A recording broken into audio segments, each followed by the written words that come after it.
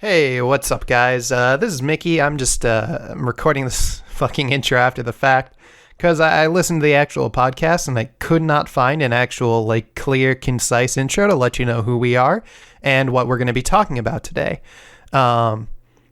Since that is the case, I'm just going to go ahead and do it right now. I'm Miki's Stopwatch. I am the host of this show.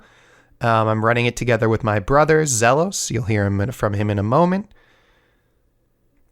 And essentially the point of this show is to go back over either some classics that we missed or cover some, classic anime that we haven't watched in a while and go back over it. So I'm going to go ahead and introduce the two other guests of our show. Luckily, they provided me with little clips to introduce their voice. So I have Xelloss, my brother and co-host. And I'm Xelloss. Things I generally like in a show. I like Mahou Shoujo series. I like Kirara style slice of life series. Anything directed by Akiyuki Shimbo. As well as I have a taste for kids shows for little girls, like idol shows like Aikatsu and Pretty Rhythm and series like that. And there's also Mr. Tangelo, our guest for this episode. Oh my god, it's me, Mr. Tangelo. I forgot to introduce myself on Miki's podcast because I'm a fucking retard. Woo, boy, this is my intro. This is how I introduce myself to an audience. This is me ruining Miki's podcast. Miki smells. Don't worry, guys. He sounds a lot better on the podcast. Anyways, we watched Giant Robo and Thunderbolt Fantasy for this episode. I'm not going to beat around the bush anymore. Let's get into it. Here's the show. Fuck it, let's go. All right, hello, motherfuckers. Welcome to this podcast, episode 7. Episode 1 for you. We lost all the rest of them. Well, you didn't lose them. I lost them. Sure. All right, so Miki, before we start, I was going to ask you, what's the correlation between, or the relation between, Giant Robo and Thunderbolt Fantasy? Because I was thinking about it, I'm like, well, it can't be the 2010s watch thing, so what's up with what's going on here? They both kick ass. That's the fucking correlation. Oh, okay. Yeah, okay. Makes sense. I wanted to watch Thunderbolt Fantasy, and then he wanted to watch Giant Robo, right? You picked Giant Robo? I think we were trying to come up with something, and we just spitballed that, and we're like, you know what? Fuck it. Yeah, let's do it. Yeah. Essentially, the new format is not seasonal bullshit anymore. So now I don't gotta watch terrible 5-minute shorts like Kaito Renya. Or the most generic of fucking battle harems like Omomori Himari. Oh, yeah. God damn it. I wanted to kill myself. Now we watch good anime that's old and before the year 2000. Well, one of them is before 2000. One of them is from 5. Well, one of them, people are still arguing whether it's anime or not. Well, I was going to say the other one isn't anime. It's close enough. It's close enough. It's got Butcher. It's got all the famous seiyuu that you could want. It's close enough to anime. God damn it. Also, the special effects is by the fucking Ufotable Unlimited Blade Works people. Oh, it is? Is that what they? Oh, really? Yeah, that's probably why it looks so fucking good. But I was like, holy shit, this show has some sick ass digital effects. But that's why the director is. I was gonna say I register it closer to a weird offshoot toku thing than I would anime personally. I mean, the Butcher is a known hardcore toku fan. He loves him. Oh, of course. I mean, the dude basically just rips off that one Kamen Rider season for his whole career. I don't remember which one. Gaim? No, he made Gaim. Gaim is the one he made, so I think it's Ryuki. Yeah, that's it. It's Kamen Rider Ryuki. He just like he just pulls from Kamen Rider Ryuki for like everything he writes. Either that or Zeta Gundam. Like those are the two. I always thought Monaco was just literally Faust. Well, that too. But apparently he doesn't read that shit. Wait, he didn't. He didn't read Goethe. I doubt it. I think he's said on record before that like the biggest influences on his writing is just like Arrowgay. Like it's like Arrowgay, Gundam, and then fucking Kamen Rider. That's it. Okay, well, I mean that is pretty fucking based. Who reads anymore? I listen to audiobooks. Does that count? It counts, right, guys? Right. Wait, hold on. We don't have the audiobook sponsorship yet. We can't talk about that medium. Okay. Oh, the Audible sponsorship. Remember when they did that? Remember when Audible would have YouTube's like do shoutouts for them? What happened to that? Dude, Nobody has like Audible. It's still going on. Just go on any like fucking like a science YouTuber or mostly science YouTubers or history or that sort of thing. Probably people that actually do stuff with books. That's probably what they're like. You'll see the actual like Audible some of them it's actually just doing cold reads of copy, and sometimes it's whatever the marketing term is for just doing like an advertisement on your own as talent. Whatever that probably is. Realize that like people that review games and people that watch them aren't going to be listening to audiobooks. Yeah, but let me tell you what, they'll definitely be excited to play Raid Shadow Legends. Now hold up. I watch games YouTubers and I don't play games, so maybe I do listen to audiobooks instead. Well, I mean, you got to be doing something when you aren't watching those games YouTubers. God knows the people that watch those people aren't playing any games. Oh, fuck. You consume like tons of boomer content when all you see are ones for like erectile dysfunction and balding. Like I kind of had like this realization at one point where I was like, I watched a Jim Sterling video, a video game donkey video, and like a Yahtzee video, like all in the span of a day, and I was like, wait a minute, I haven't played a video game in like a year and a half. Yeah. What am I doing? Okay. Jim Sterling it's just wrestling promos, and his gimmick is that he's a games reviewer who's really pissed off about the video game industry.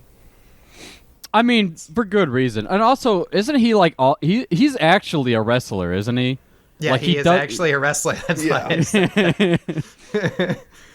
Because like there's I'm more interested in like that aspect of him than I am like him as a game reviewer. Like you only see bits and pieces of him. I want to see like his match. I want to see like his matches. What does it look like? Because like he's shown clips like in some of his videos of him like as a wrestler, and he's like normally like he's like what's that? He's like that character. I don't fucking know any WWE, but fuck. He goes around paying people to fight for him and shit.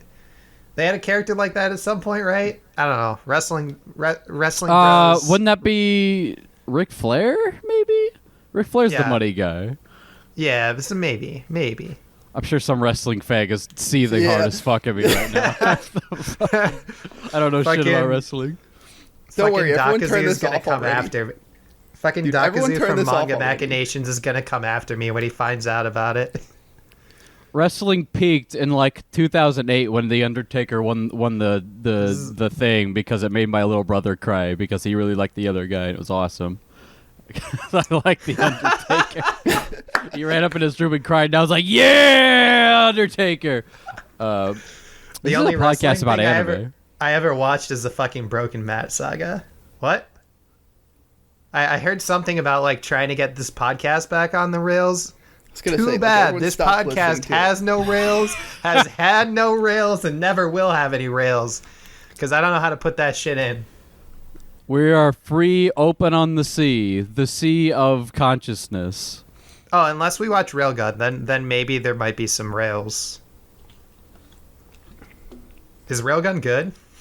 Actually, JC Staff gives a fuck about. So yes. Say it seems pretty legit. I'm pretty interested in like the whole Index Railgun stuff, but I Index isn't good. Well, yeah. The I'm adaptation just for straight up Index, they saying, don't as give a somebody fuck. who has read like 46 volumes of light novel and fucking watched all 3 seasons, Index is not good. No. Hold on. Everyone knows the light novel isn't good because light novels are not good. It's The like light novel's better the than the adaptions have to make light novels good for things No. to be good. In this case, The light novel's better the than novels the are show. actually better than the adaptation, because the adaptation for Index is like, it's like if you tried to read the books, but like you're actually not actually reading the pages, you're just glancing at each one, and What you get about like the- 3 words off each one, and you just keep going. What about the manga? I don't know. I haven't seen the manga adaptation. but- I had no interest. I read the manga for Railgun, though. It's pretty poggers. Nice. I do like Railgun. I was just checking the room because I brought it up. I mean, Yes. I'm you know I'm not gonna shit on Index. I'm a Fate fan. I have no room to complain. No room to complain. That's not true. That's not true. Hollow Ataraxia, better than anything in Index. Carnival Phantasm, fucking one of the greatest comedy shows of all time. Of course. Like I'm just saying that, like, as someone who genuinely, it's not just like the surrounding stuff. Like Fate Stay Night is just, it's so good, and like a lot of people like roll their eyes so hard at that because like I've always in my mind made like this weird connection between Index and Fate because it feels like the writers have the same kind of autism, and I don't. Well, that's every like visual novel and light novel author has some form of high function autism. I don't know. dude. Nasu just feels like on a whole, like he feels like on a different plane of existence. Well, sometimes. Nasu got broken by watching Utena before he was an author. But like, if you look at how much like shit Kamachi writes, there's no way he's like not like somewhere on the spectrum. The dude's released like 90 books in like 15 years. It's outrageous. Yeah, there are people who have a bunch of ghostwriters working for them who don't put out that many books. Fucking Or like based. or like Nisio with just like his level of kanji autism with everything. It just the way he shoehorns it into everything, like. I fucking love Nisio Isin. I'm a huge Nisio Isin stan. I actually I bought am in the process of buying like the Western Katana Gatari adaptions, and they're sick. They're It's all funny. out. They are. I have them. On my Are they shelf all out? behind me. I've Yeah. only bought like volume 3, so like 1 through 3. There's only 4 of them because they're omnibuses with 3 in each. Oh, sick. Okay. Yeah, Because I haven't. 'cause Yeah. They're short novels because they release like 1 a month for a year.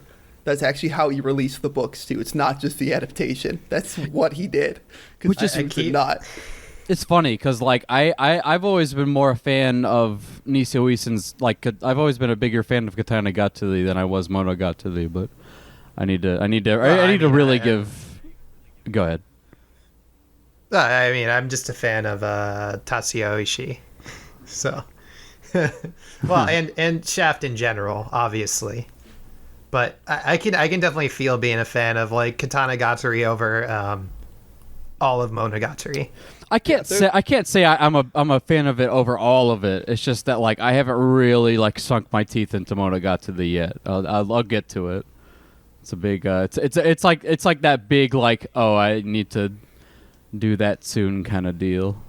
Monogatari is Gundam. just more consistent, right? Like Monogatari has its ups and downs. Like, I mean, even like the worst part's still pretty good, but like Katanagatari just super holds consistency across it. So I mean, Shichika is just such a good fucking character. Like, beautiful fucking character arc, and like, you know that whole like deal with him being like a sword, and it relates to like his, you know, like, oh, he's like a he doesn't fuck. I'm gonna get in fucking a stumbling mess. I can't podcast anymore.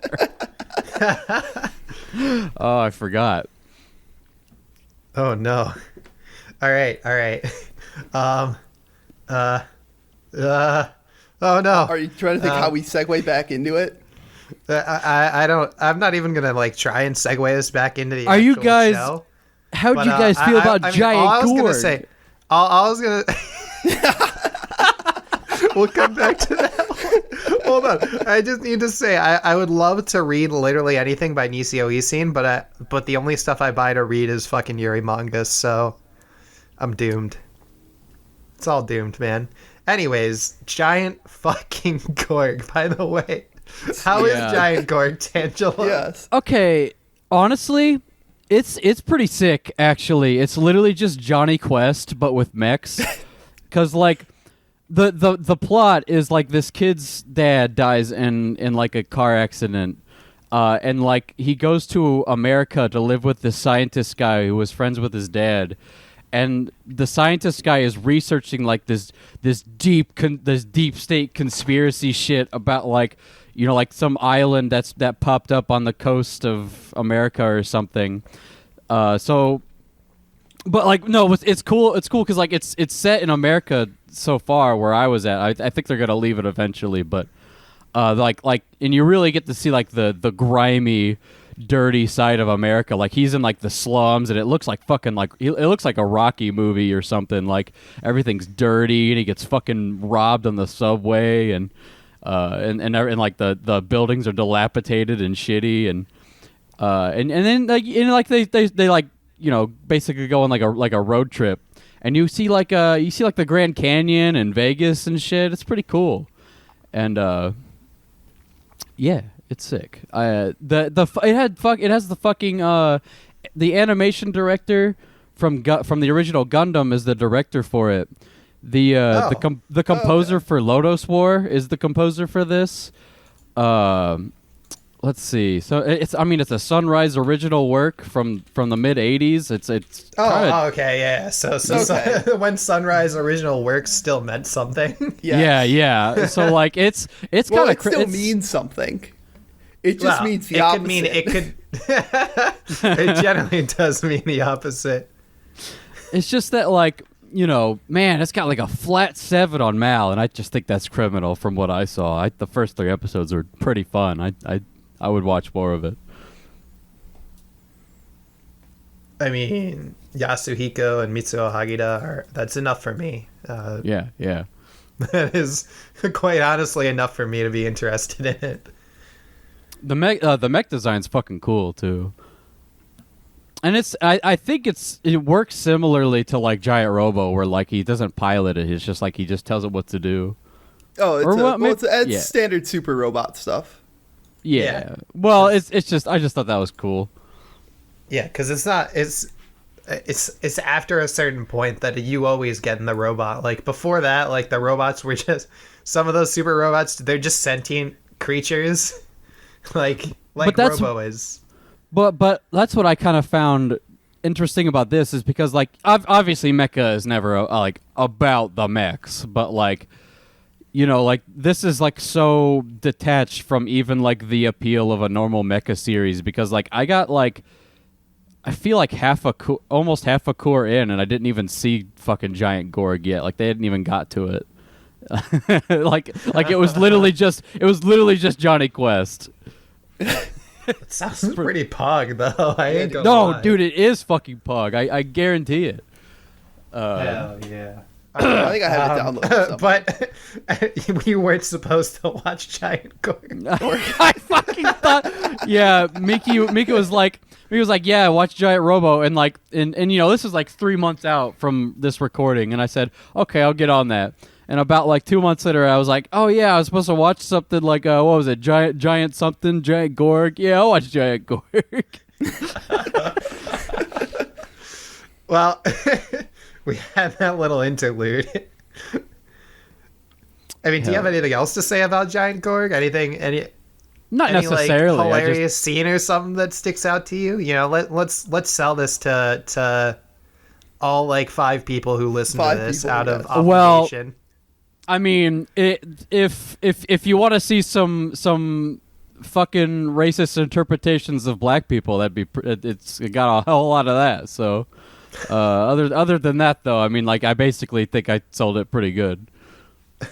All right. So we got in a trigger warning. Hell yeah. Hell yeah. Okay. So where do you guys want to start? Do we answer the important question? About whether Or- Thunderbolt Fantasy is anime or... I mean, it's on any list. That's good enough for me. It's good enough for me. Yeah. Shake my head. It might be on. Is it on Annie? No, it's not on Annie DB. But fuck it. Yeah. Fucking should be. Any list as fucking cartoons. I don't want to hear it. I got an Annie DB account banned. How'd you get an account banned?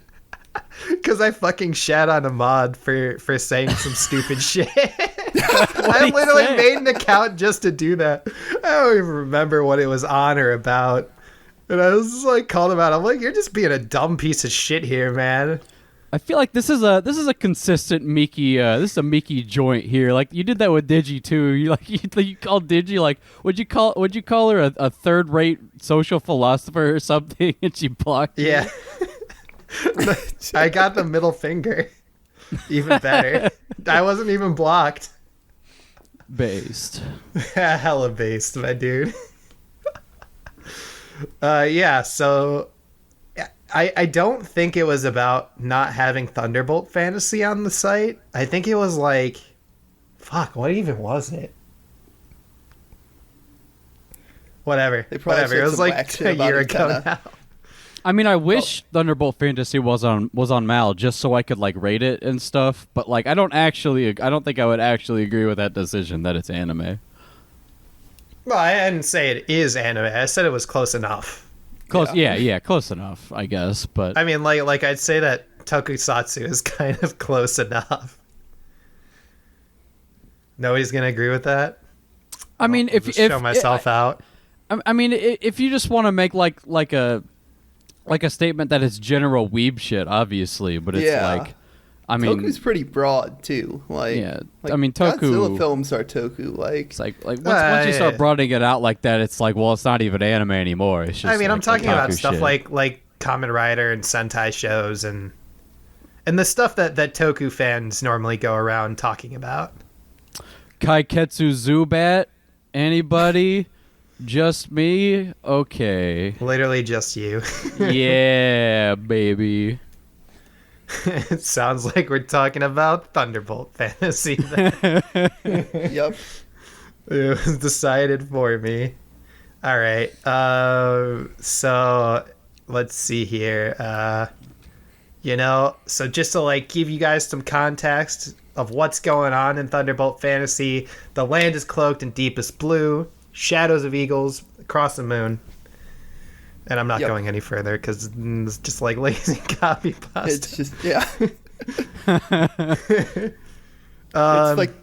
It's the token Sawano banger and that's about it from him. that's notable. Man, I think a lot more about season 2 than I think about season 1. But season 1, I mean, I will say that like season 1 had like a fucking awesome character arc with who's the schemer dude, the white haired guy. Oh yeah, Ryofu Fate Duck. Setsuge. Oh, that Fate Duck. fucking that fucking Fate Duck. reveal at the end when he was like, "Who said I couldn't fight, bitch?" Fight, and he bitch. fucking just wrecks his shit.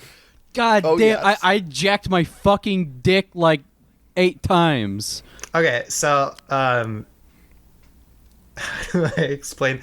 Like that's one of my favorite things is about how long they hold off on like the Every bullshit sort- power levels of both Vape Duck and Shofukan. Yes. Mm-hmm. It's just like we're just gonna put this in the background and just leave it there until the end, right? Like there's no reason. Shofukan doesn't know about anything except the blessed swords, the holy swords. Yes. It's like for an action show, I really respect how much of like a intersecting like almost like political thriller it is, where it's like Well, it feels like they're yeah, constantly let's- like backstabbing each other like and scheming and all that. It's really let's cool. actually kind of talk about this because like I don't really think of season 1 as an action show. I think of I think when I pitched the show to you initially, I framed it as like like a story kind of like Lord of the Rings, where Right. like it's mostly about this journey to get here, and like there are challenges that crop up along the way, and some of them are solved with combat, but some of them aren't. Some of them are just like fucking screaming Chuny killer, right? Mm-hmm. Like Yes. when you run into him, he's a bad dude is the way they frame it.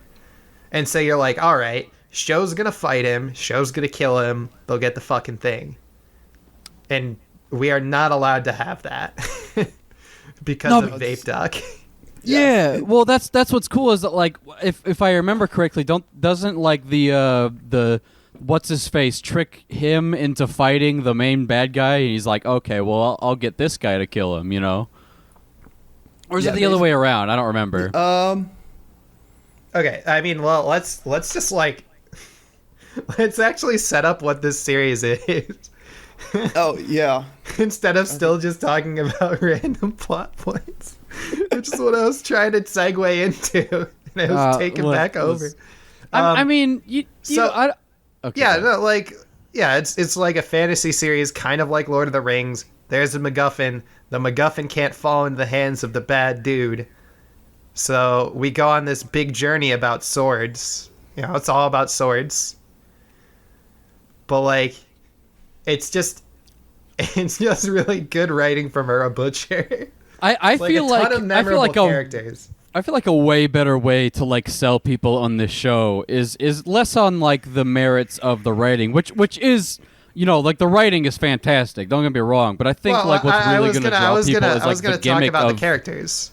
Well, I was going to say from the the gimmick writing. of like the whole puppet thing, like like that's so fucking yeah. interesting to Oh me. yeah. Okay, Like, yeah, the I think some Peely people- sort of like puppet show type thing. Even So, just like seeing it, like if you go watch, like just go watch like episode 1 clip or something, and just like you think in your mind when you hear it, you're like puppet show. This is stupid. That sounds stupid, stupid. yeah. And you can watch it, and it's like whoa, you know, like it's it's fucking awesome.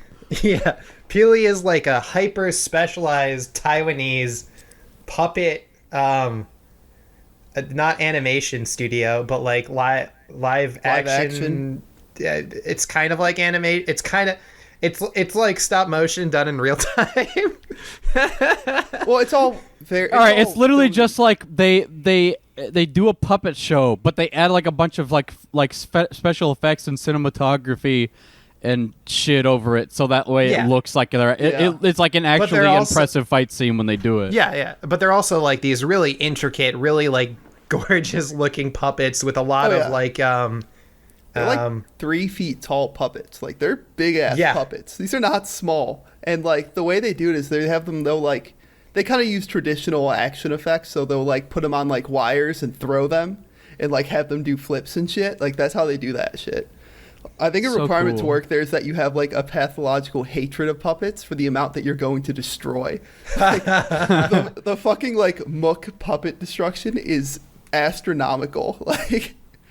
holy Remember, moly. if you watch like the post credits for either of the movies, they kind of show some like making of stuff, and they just like show people like hurling them into set pieces like at full force.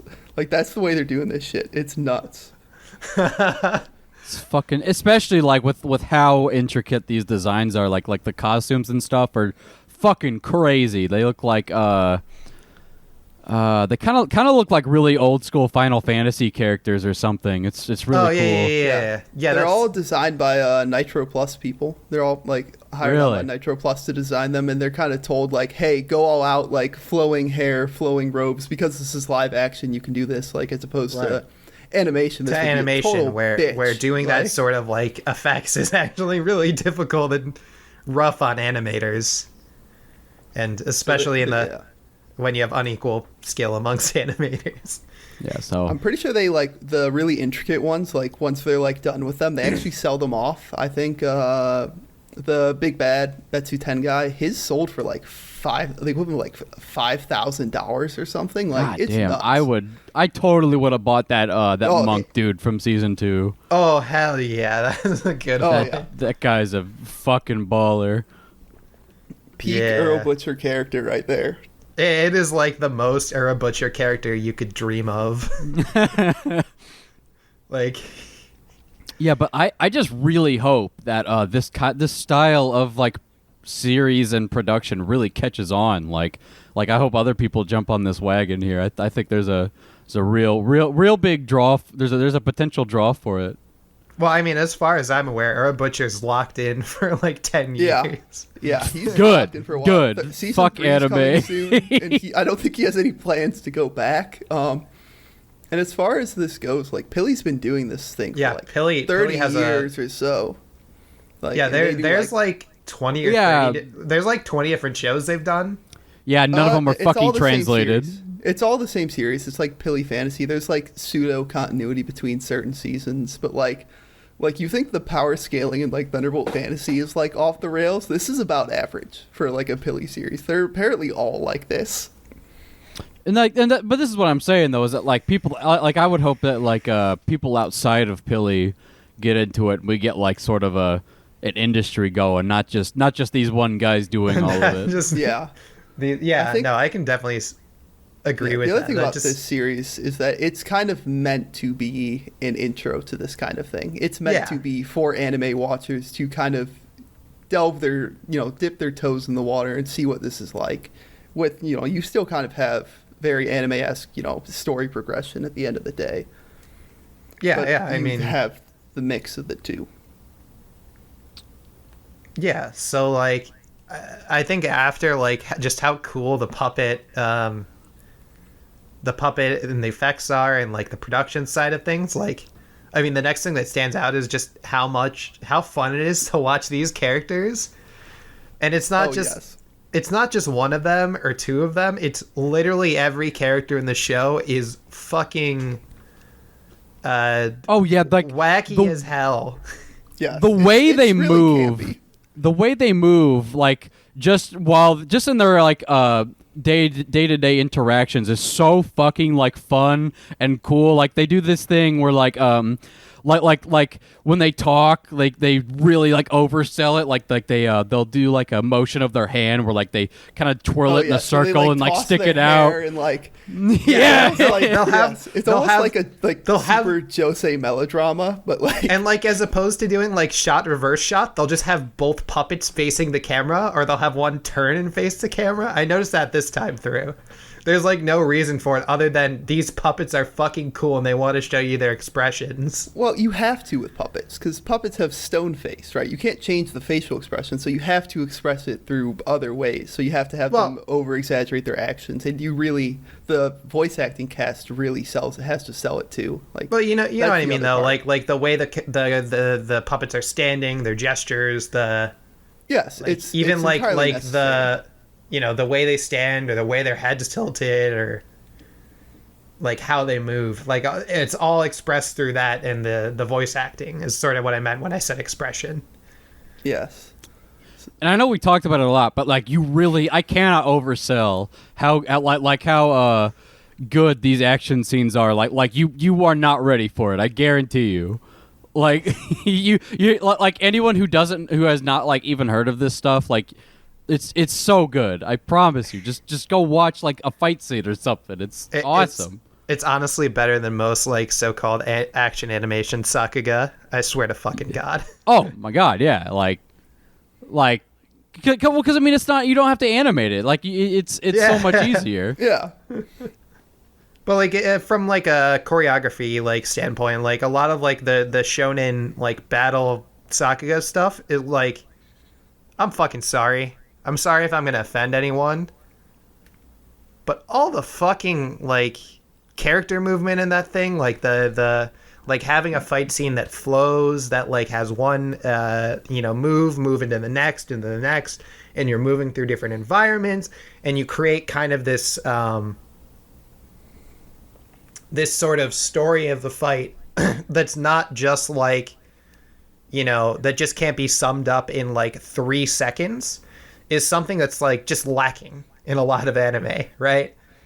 Whatever's getting overwhelmed, then they do their thing. Now they're not getting overwhelmed. They focus too much on being flashy over choreographing well. That's what it is. Like, and then there's like flash steps, which like just fucking hell. Like a good portion of anime action scenes And this is because that like it's a lot harder to like animate intricate movements like martial arts and stuff.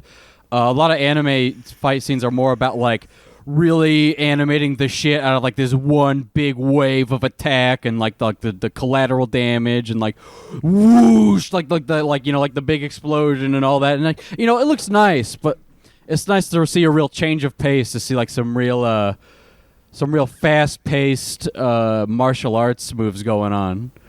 Like you can't, you kind of, it's kind of hard to follow. Like seeing like some shit like The Raid or whatever. Hell yeah.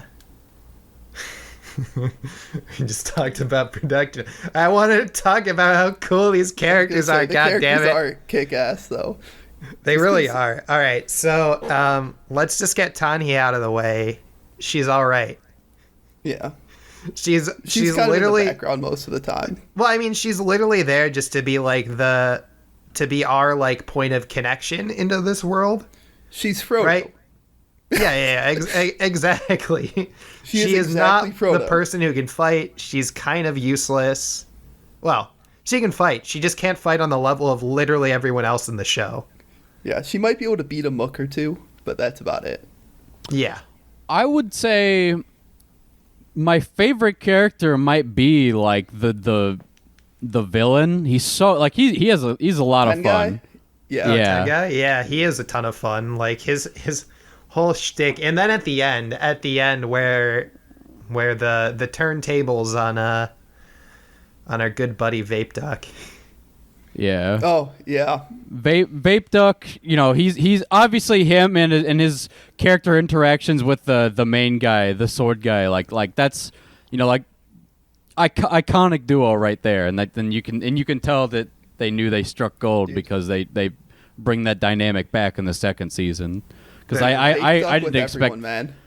Yeah. Vape Duck with everyone, because everyone just fucking hates his guts. It's like, how did he manage to fuck over so many goddamn people? Like, look, who would not hate him? He is like the smuggest trickster character imaginable. He also just plays dumb all the time too. Yeah. Yeah, I feel like, I don't know. I feel like if I got swindled by Vape Duck, I wouldn't even be mad. I'd be like, just damn, good job.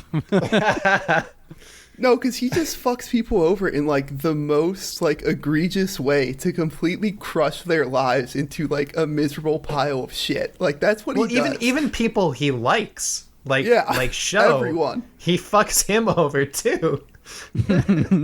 Like in a heartbeat, just because he's trying to like plan on the fly. My God. Yeah, but he's just like outthinks everyone. He's probably the best swordsman in the show. Probably. No, I don't. He's probably not better than what's his name? In terms of pure swordsmanship, I think he is. Well, I think okay. Well, I think you're talking about Sho. The main guy, yeah. Yeah, Sho Fukan. Yeah. Okay, yeah. Yeah. I think he would beat Sho in terms of pure swordsmanship. Sho has his own other advantages. Actually, if we're doing like the power argument, but I fucking hate power arguments. Yeah, I think actually, if you want to talk like pure swordsmanship, the Chuny Phoenix Killer is still probably the best. He loses to Tengai, but like Tengai has some magic shit going on. But like I think as like a skilled swordsman, he's probably still the best here. I'm not entirely sure. So it's a lot of factors to consider, and I'm not really here to discuss power. Yeah, yeah. Let's not get into this power level bullshit. That's no fun though. I mean, that stuff gets clicks, though. I can't lie. Yeah. I would totally do a power. I would totally do a power level discussion podcast. It's just I don't want to do it here.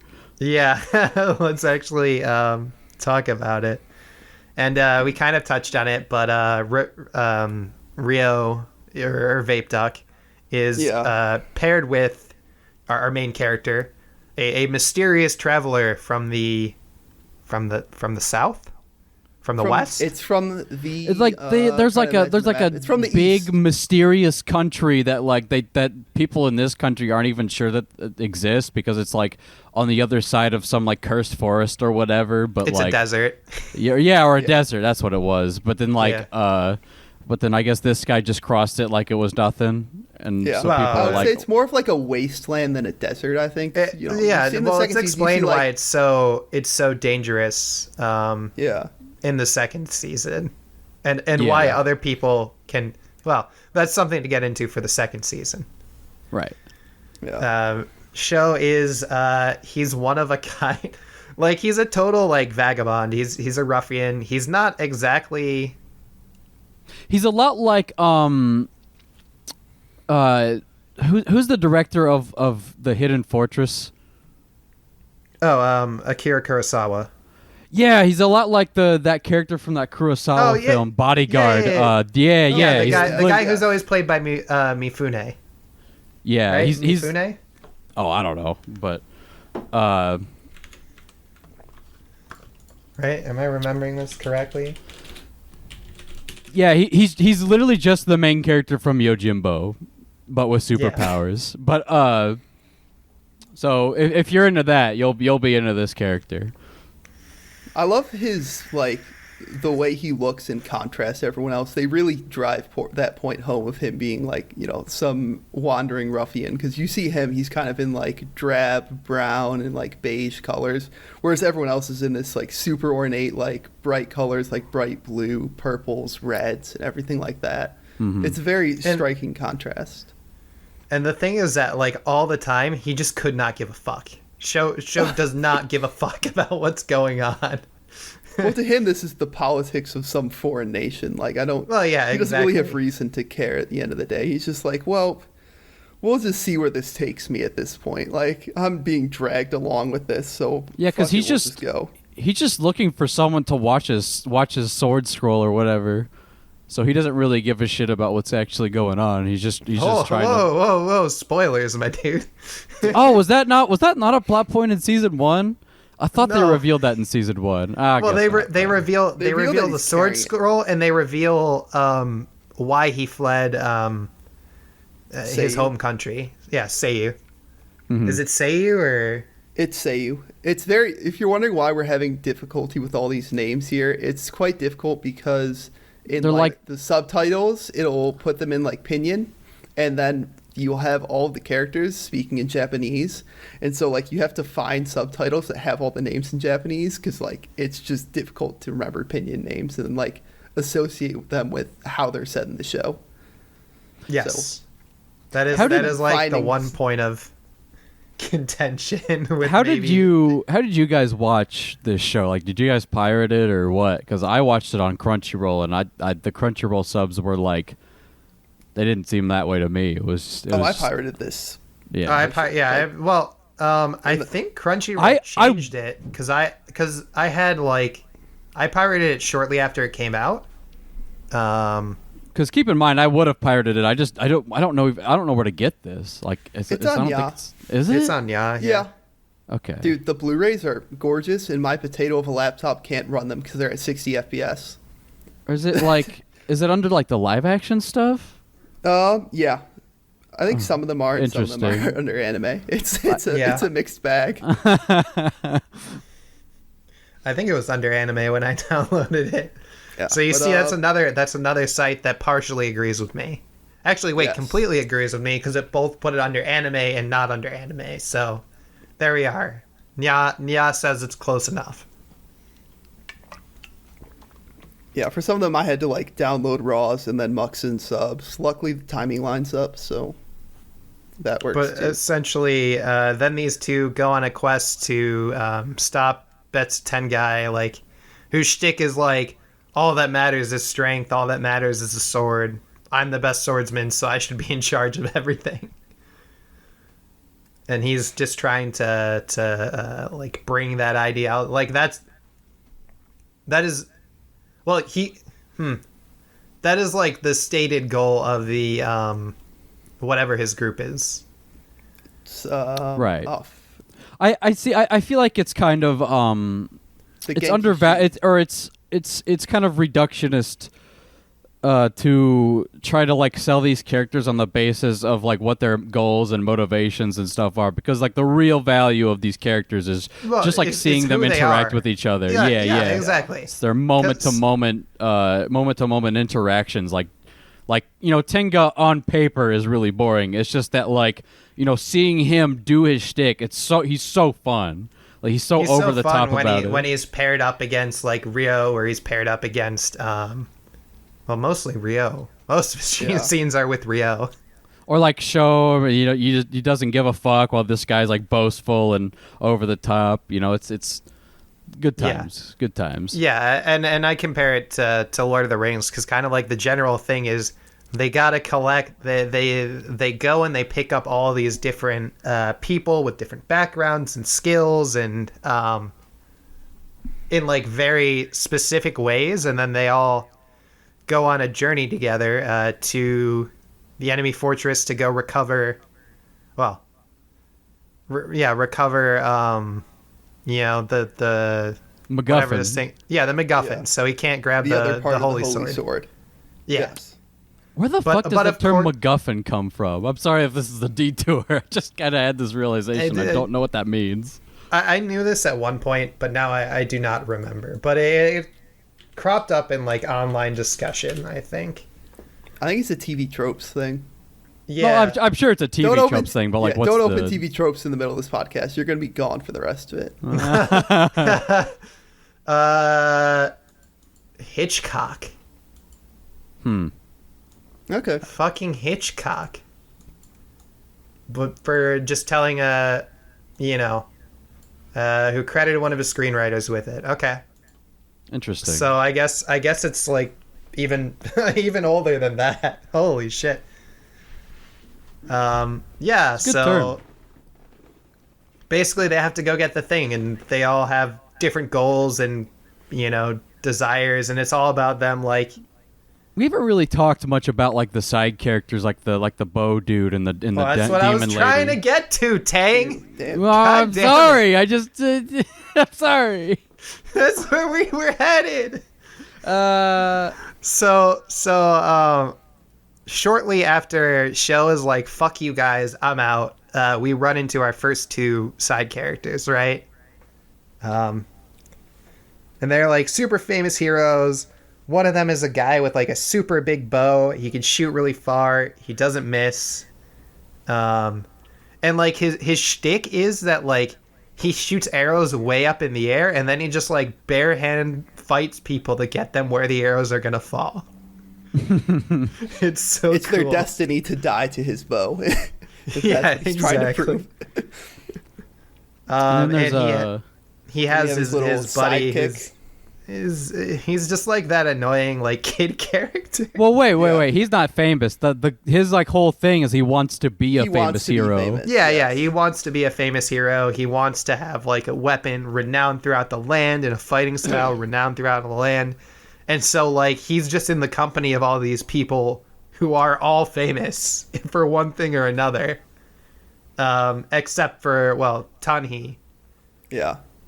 Well, Tanhi is, like, part of a very, like, prestigious clan but, or whatever. Like, she's not famous herself, right? Right.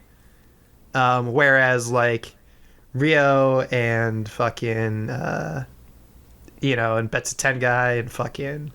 Well, they don't journey with him, but he's the main antagonist, and fucking Sharp-Eyed Impaler. I don't remember his name. No one does. And Setsumusho, the screaming Chuny killer. Yes, my personal favorite character. Yeah, everything he says is just so fucking ridiculous. I fucked up. I didn't grab all the quotes from his conversation. Like. That conversation like, there's literally Sho. His conversation with Sho. Yeah, that's the one I'm thinking of. It's so ridiculous. There's so many of them. There's so many fucking lines. It's like, you've been sitting there like a drawn blade, ready to parry every one of my attacks. And you're just like, oh, okay. He's like, I've been thinking of ways to kill you every time you move. And you're just like, oh, okay. and you're ready to parry all of them. And it's just like, all right, man, tone it down a little. Like this fight will end in like 6 steps or some shit like that. Like, so nuts. All right, like, dude. all those like 2010s cheeky, ironic meme anime that like parody old stuff. Like all the stuff they parodied, this is it played completely straight, and it's done and it's way so better than everything. Fucking cool. Yeah, it's awesome. It's just so cheesy. Everything he fucking says is so. Well. I mean, there's moments where it's like he like falls right into like the poetic warrior sort of trope. Like there was a line that I thought was like, well, I actually think there's something cool. Is that they all have, like, none of them are, like, defined by, like, one thing, by, like, one trait, right? Like, even Screaming Chuny Killer isn't Chuny all the time, right? There's that moment, where, like, he's talking about all the zombies trapped in, the Demon Spine Mountains, where he's like, it's sad, isn't it? All these people died in a war and then trapped here on Earth for 200 years until nothing is left but hatred and anger, and you're just like, I mean, I didn't expect that, but, like, it's an unexpected depth to this character who is, like, 90% meme. Yeah. and it only works, like, it'd be cheesy, but, like, it works just because he's so, like, over the top the rest of the time. I think another reason it works is just kind of the overall tone of the show is melodramatic, so it fits in. Right. Like, yeah. It's not only dramatic, but there's this awesome parts where they have the fucking like pinion poetry. Oh, dude, the fucking yes, that poetry is for like the like special attacks or some shit type deal. Or well, I mean, like it explains like the character's entire like mindset. That yeah. And they do it like once for I think each of them, like all the main characters.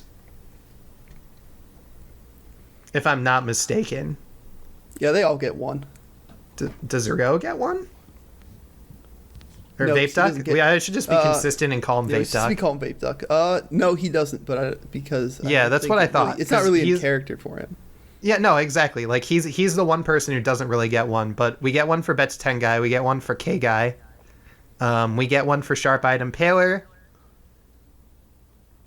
we get one for Show. We get one. Do we get one for the kid Sanyu? Yeah, we do. We get him before. I think it's pretty early on. We get his. Is it when he goes to fight Chuny Killer? No. I think it's when he has to like fight off all the mooks. Oh, okay. Okay. When they land and he's the first one over. Yeah. Yeah. Okay. Yeah, so, like, pretty much... That's such a cool fucking scene where they're on the boat. Yeah. Okay, anyways, like, we have one more. We have one more. Come on, let's just get through K-Guy. K-Guy is a demon. She used to sleep with Ryo. She hates his fucking guts now, but she decides to come along with them anyways.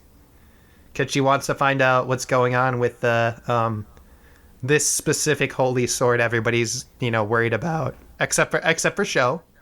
Called the Tangyoku? Probably. Once again, names sounds about right. To remember. Yeah.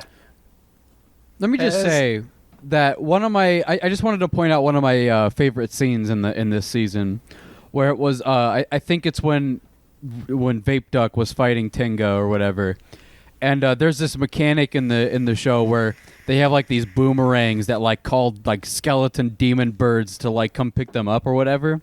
But if the boomerang is cracked, then like the birds like fucking go ape shit and attack you if you call them with it. And so like during the middle of the fight, he like the vape duck intentionally, either before the fight or during the fight, cracked his boomerang while he wasn't looking, and then and then he knew that like what's his face would call the bird, and he was like, "Hey, I cracked your fucking boomerang." He's like, "Oh shit!" And he got fucking wrecked by his bird. It was awesome. Tengai specifically was like, "Yeah, I'm not gonna fight you. I'm just gonna summon this bird to fight you." And then Ryo attacks just to crack the flute. Yeah, no, but it was like cool. But he was like, it was like more over the top than that. Tinga was like, I will not stand on the same stage as a jester. You know, like shit like that. It was. Yeah, no, that's exactly the fucking line. Yeah. I fucking love that scene.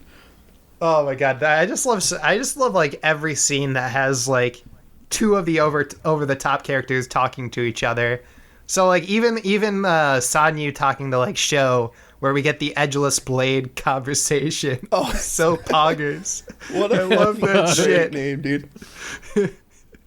I guess I'm called the edgeless blade. Blade. But we just came up with that right now.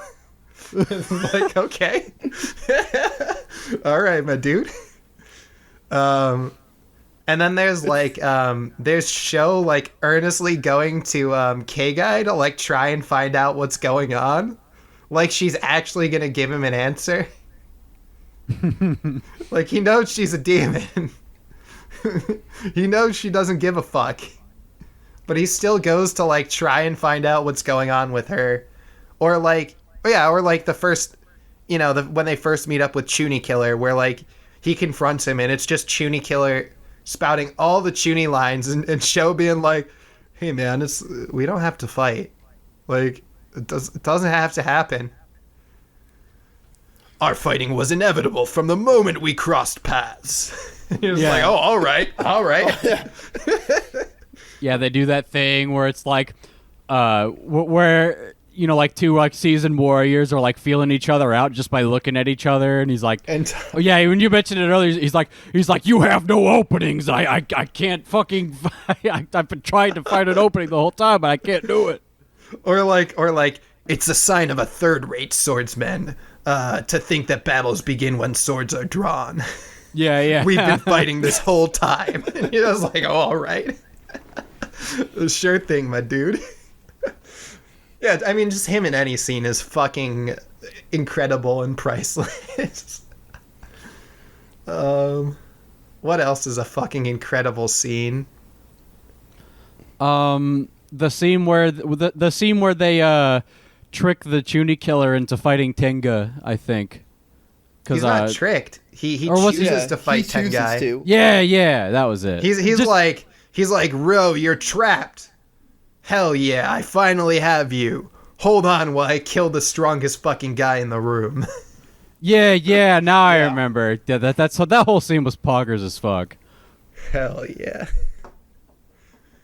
But yeah, it's just like this entire show is just chock full of that shit all over the place. By the way, can we mention his name is Tenga, but like they call him Bones of Creation in the show. Like that's just his name. Well, they all have titles. Yeah. So Ryofu Setujin is the enigmatic Gale. Shofukan doesn't have one because he's traveling as a nameless wanderer. The Edgeless Blade. That's his title. He gets one later, but like it's not what his name means, right? No.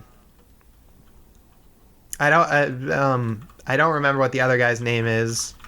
Fucking Sharp-Eyed Impaler. Oh yeah, Sharp-Eyed Impaler.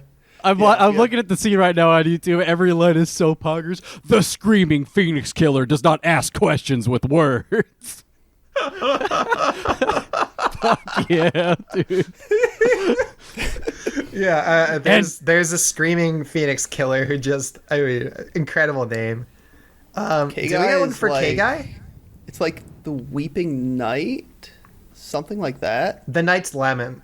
The Knight's Lament. Yeah. Oh, fuck! Now I remember a crazy good scene that really sold me on this show was it was like the very beginning when that Mook dude was about to die. And he's like, oh well, fuck this, and he like cuts his own head off and has his bird deliver it to the thing. That's awesome. Yeah. So just so he can give them Shofukan's name. Yeah. It's fucking amazing. Oh, it's some pure Earl Butcher shit. That dude loves beheading people. That's really what that is. Dude, every line in this show sounds like that shit that the Soul Calibur announcer says at the beginning of every match. The answer always lies at the brink of life and death. Like yes. Yes, it's all that, and it's all incredible all the time. Holy shit. Oh, yeah. And my favorite fucking like line in the show, humans have 2 hands and 10 fingers. That means they can use tools. And if a tool breaks, you can just get another one. Damn. Never thought about it that way. That's literally what Show says, like, right when he goes to fight, like, oh, yeah, we didn't mention this. The fucking, like, demon god puppet. Holy shit, that's an amazing puppet. That's a puppet, right? I'm not sure. I actually haven't looked into the production of that. I know, but like, it looks like a puppet. Is a puppet. Yeah, I know the dragon in season 2 is a puppet, so I wouldn't be surprised if it was. Yeah, no, it's so fucking cool. It's like, that's the puppet I want. Like, if there was a puppet I was about to spend like $200,000, if I had $200,000 to spend on a puppet, I would be down for that. Cause like, holy shit, that is a cool ass puppet.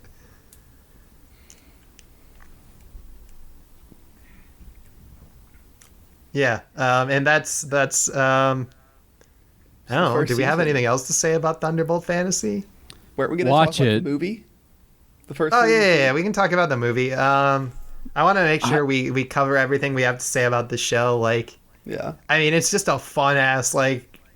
It's a fun That's ass just a like ride, dude. It's a roller coaster, man. It's a fucking like. It's really a roller coaster. Everybody's trying to betray each other. Everybody's scheming, as we find out later on. Yeah. Spoilers. Whoops. We've spoiled like everything, dude. Yeah, okay. Yeah, but like, yeah, so like everybody's out to betray each other, and there's like schemes within schemes, and like, I mean, that drops off in the second season, but like that feels like such a big component of the first season. Is just everybody's scheme goes to shit. Yeah. Except for well, I guess Vape Ducks does kind of go to shit, but it goes to shit. Yeah, it does, but it's like he just comes up with a new one on the fly. Yeah, exactly. He just replans it. Well, I mean, except for at the very end. Mm-hmm. He could not have. Yeah, and he fucking dude, he spurged out. That was awesome. Yeah, dude. He fucking spurred. He finally, like, that's the one time like the mask drops in the entire show. Is right then. I think this, in the first season at any rate, yeah. I think in the second season he kind of meets someone that kind of goes toe to toe with that. The like crazy fucking cop, but so yeah, that's the thing, is that like you know, like even in the second season you don't really see him go full mask off like that. I don't remember. Yeah, like where he's just so incredibly like the personality even drops away, and he's just like cuz like right, he's always just like relaxed and laid back and like saw. Yeah. Okay. Well, yeah, like who knows? Super smug, super just like feels he's better than everyone, knows he's better than everyone, really. Yeah. Almost everyone. Yeah, so God, that fucking scene, that just that whole scene in the beginning when Sho meets him at the Buddha statue, just like that. Oh yeah. And then he's like, hey, that umbrella was protecting that Buddha statue, and Sho's like, yeah, so what? It's a fucking statue. It's so statue. It's such a good it's such a perfect introduction to these two characters and like to values. Both of them immediately. Yeah. It's like Sho is like this very like practical, straightforward like no fucking ideologies. He's a good person, but like there's no like grand ideology. It's like his like entire thing is just like, I'm gonna do what I can and I'm gonna do the right thing. Right. And if there's a problem in front of me, I'm gonna solve it. If there isn't a problem in front of me, it's not my problem. It's just it says a lot about their characters in like in a very short time span without even saying anything. In like literally like 5 seconds. I mean that about. I mean, unless anyone else has anything to gush over, I think we can move on to the movie. I don't think I've seen the movie. I don't remember. I feel like I want to say I have, but I don't think I have. It's the one with the screaming Junie killer. Yeah. with like the So story the movie is between also him. like the prequel to season 2 rolled into Yes. it as well. So there's like two parts to the movie, and like the real like movie unique stuff, and not just the stuff that's like advertising season 2 is yeah. So basically, we just go into the backstory between the enigmatic vape duck and screaming Chuny killer. And essentially, it's just a big like sword tournament that's going on, and so you just get to see screaming Chuny killer like develop a friendship with vape duck, Yeah. and then vape duck crushes him. Ah. Can I just say, Screaming Shooty Killer's backstory is the most like tragically Earl Butcher thing ever.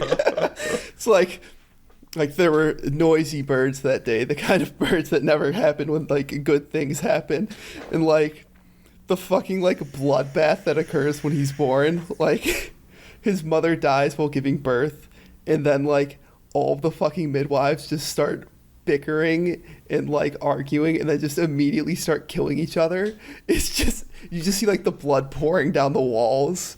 It's so fucking great. It is really fucking great. It's just too over the top. So like he was doomed from the start is kind of the thing, and then vape duck happens, and that's kind of how he becomes screaming Chuny killer, essentially. I mean, it's kind of the way like the second movie is about how Bard became Red Bard became Red Bard. Yeah. But like the fucking name, his like actual name's like Setsumu Sho. I can't remember what it's like. It's like Destroyer of Life is what his father named him. Like it's like you're marked for life with that one. Like there's nothing you can do to get away with it, and that's why he's entering this tournament to kind of get the title of, I can't remember what it is. Like Sword Saint. Title? Sword Saint? Yeah. I just wanted to make sure I got that right. To get Sword Saint as like a new name for himself and to maybe be viewed in a more positive light. Which obviously doesn't happen because he gets played hard. Much to just for the personal enjoyment of Vape Duck. Like for no other reason. It's like, yeah, I can fuck this guy over and ruin his life even more. So we'll just go with it. Oh yeah, another point about the beginning, right? After everyone murders each other, his father tries to kill him too, right? Oh yeah, he like throws him down on like a rock, trying to like split his skull open in front of a dojo. Yeah. Yes. So like, and it's the Sword Saint guy's dojo because he's the one who adopts him. Yes. But then fucking Rio is there to ruin everything. Yeah, Setsumu Sho, Eradicator of Life. Yeah, even the fucking Bo dude fucking shows up too to kind of sweeten to really bring home the shit. Like, yeah. Obviously. Oh, even that mook that shows up in the first episode, the guy who cuts his head off is there. Yep. So they're just all there, and I mean, there's sword fighting, and then there's just Chuny Killer and Rio just talking to each other and hanging out, and Rio playing the flute a lot, right? Sounds pretty poggers. Yes, he's just sitting there playing the flute, mostly just like watching his scheme go down smugly. Yes. And then there's like a second half of it, which is like a prequel to the second season, which is essentially like a humorous episode involving, well, Rio making money off of Sho's reputation. or rather building Show a reputation and then making money off of it. And then essentially some guy who's like incredibly down on his luck used to be part of the villains, actually, because like they were raised from birth to have no names, so he has no identity, and he's just like, well, if I don't have an identity, I'll make one. I'll become Shofukan, and I'll be this famous hero. And he just uses it to like get drinks and shit. And so like Sho finds him, and he's like, whatever. And then the bad guys catch up with him, and they like beat the shit out of this dude guy. And shows up, and he's like, "Get lost, small fry." Essentially kicks the shit out of them, and then goes and yells at Vape Duck. But the important part of this is that by Vape Duck spreading his name around, Show gets found out by people coming from Seiyu. Is that about everything that happens in the movie? Yeah, what's cool about the movie? I mean, what's cool about the movie is just more screaming Tuni Killer and Ryo. Also, the big like fights in the tournament are really well choreographed, especially between Screaming Tuni Killer and the Sword Saint. Like, yes, yeah, that's a really. And good we get one. kind of a lot of like the little chess master quotes out of the Screaming Tuni Killer. With like, oh, this fight will be done in like 2 steps, right? Like shit like that. Like this fight was over before I even walked in. Like shit like that. As much as I feel like basically everyone in this show is, you know, a great character, I gotta say that like that demon lady, I'm having trouble like recalling anything she did or like said. You know, like I guess that must mean she's the least interesting, but I think what's going on with her is basically she was there to set up the plot for season 3. I see. She's supposedly going to be making a return in season 3, according to the trailer that came out. Yeah, Sick. And I think we might see. I did kind of like her whole her interaction with people. How like, you know, she was like this uppity demon. She's like, "Oh, I'm the greatest of all time," and shit. And then, you know, Sho and Ryo are just like, "Fuck you, shut up." Yeah. Know your place. Know your place among this Fucking cast of like femoid ridiculous demon. people. yeah. I mean, what is interesting about her? I'm trying to think. I gotta rewatch it because I'm sure there is like I'm sure she has a lot of like interesting moments. It's just she doesn't stand out like the Tuni Killer and all. Yeah, the rest yeah, of like them, you know? Tuni Killer or Sho or fucking Or even like that, even the Hawk guy, the I don't know. bowman. I think he's kind of stands out the least to me as far as. No, like, I think he things stands out even says. less than K Guy. You think Yeah, I so? agree with you. Oh, I Yeah. disagree. I thought he was pretty cool, and his I think relationship with action the scenes spear stand out guy. more. I think his action scenes stand out more, but aside from that, like the things he says aren't really all that interesting in But I mean, comparison to I think all these K other Guy's action ridiculous scenes people. stand out more than Dude with a Bow. She has like It's more than just a dude with the bow, though. Like the way he uses the bow yeah, is really I it think it's is really really cool. cool. Like no, like as Dude with a Bow, it is probably the coolest way to do Dude with a Bow. But like, she does magic. She has a fucking whip.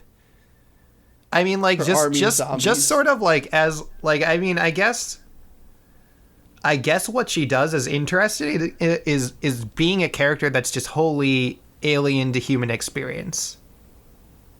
Yeah, she's an evil shut-in. That's really what it is. Well, like she's Which is just how not she's human. characterized. She's actually Yeah. inhuman. She's inhuman and she lives in her forest and doesn't like people visiting her. Yes. But she also doesn't like killing people indiscriminately, which I thought was interesting. Yes, because it brings people to bother her. I think that's the Yeah, reason why. yeah. She's like, suddenly you get a reputation. Everyone starts trying to come kill you, and it's like someone's gonna get some like whack job holy sword and come after her, which she doesn't want to deal with. My angry demon neat wife. I mean, Yeah, I guess everyone's kind of inhuman in the show, so I guess she doesn't stand out in that regard. Like, like everyone's just so like at the end of the day, everyone's just an Herb Butcher character. Like, sorry. But like a good one. Yeah, well, no, Herb Butcher writes good characters. Don't get me wrong, but like they are, like, I don't know how to describe them other than they're all like wackier than a real human being would be. Like they're more extreme in every sense. It's like, you know, like you take it's like you make the Dark Souls character, right? but like you turn all the physical stats up to like 100 and make like a really fucking wacky looking dude. That's what Urobuchi did with like the personality. Yeah, yeah. Yeah, it's not like the second season where like the villain has a clear ideology and that's sort of important to Urobuchi here. Cuz like this first season is like, isn't this shit fucking cool? Yeah. Mm-hmm.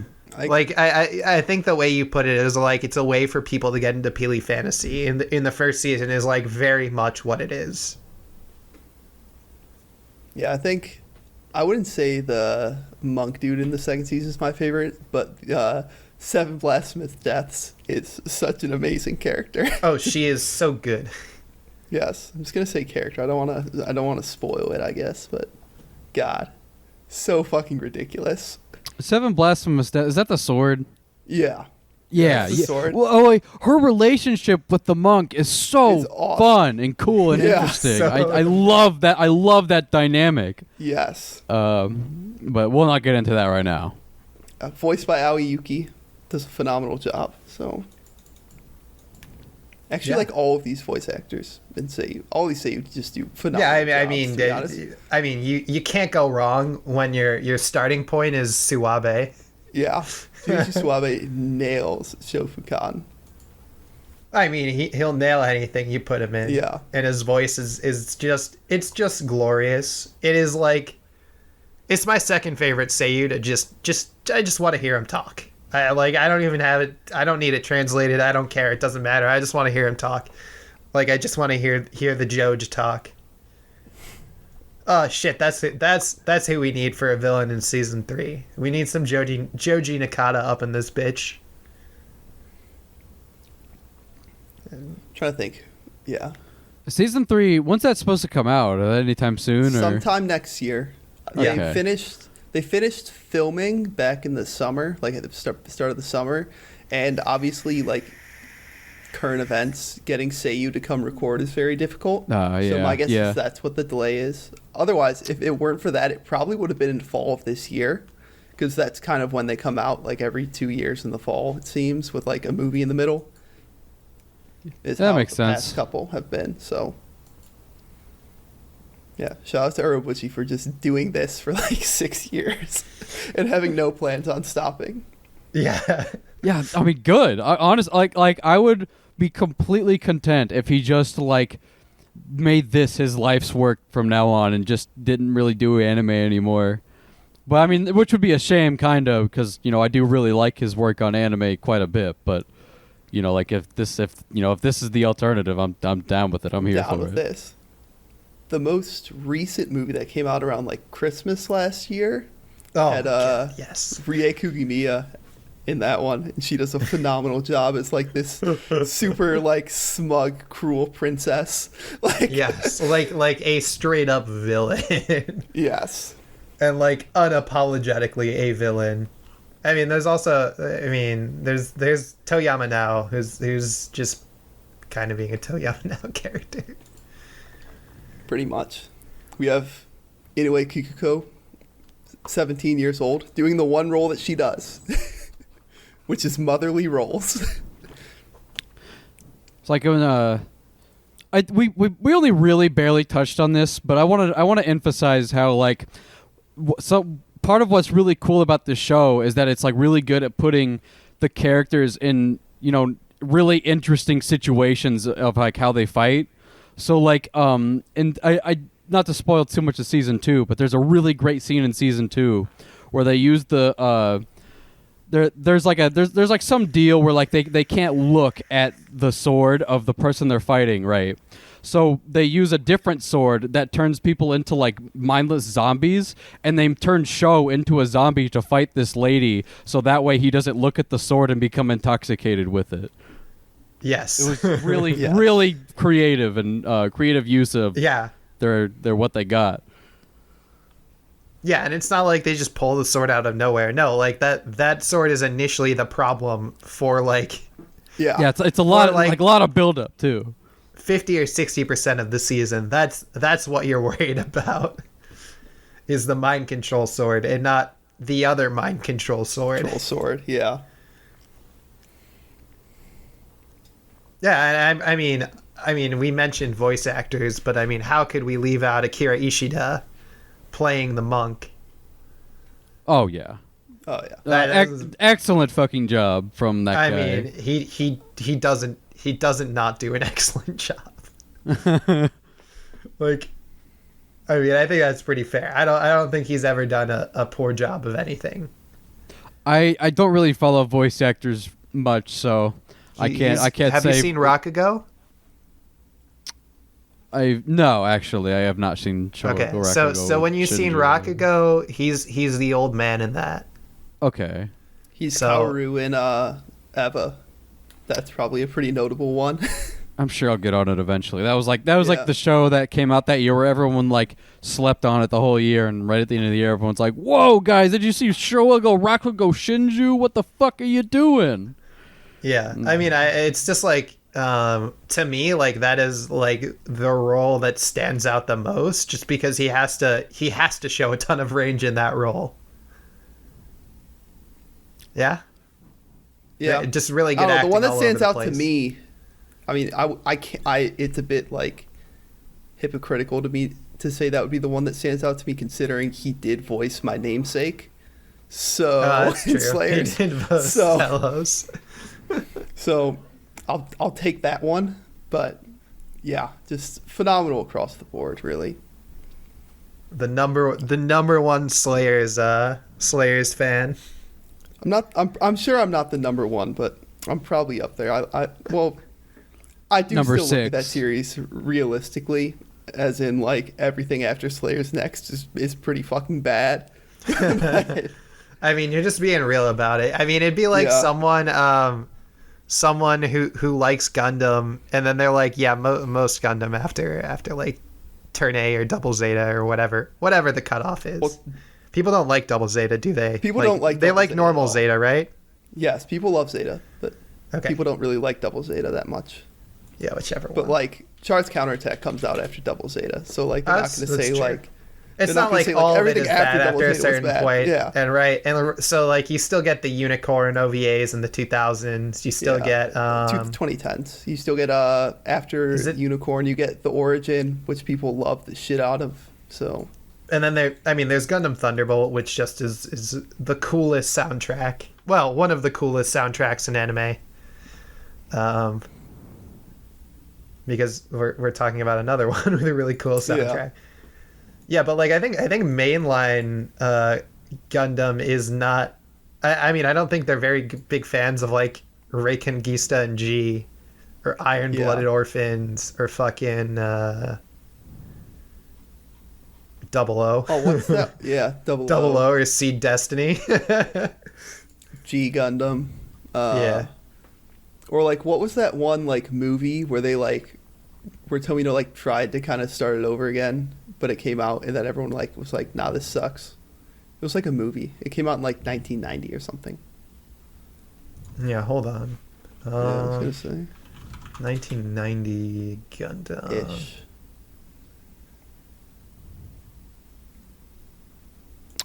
Oh, F91. F91. People hate F91. I actually know a person who's a big Gundam fag who does like F91.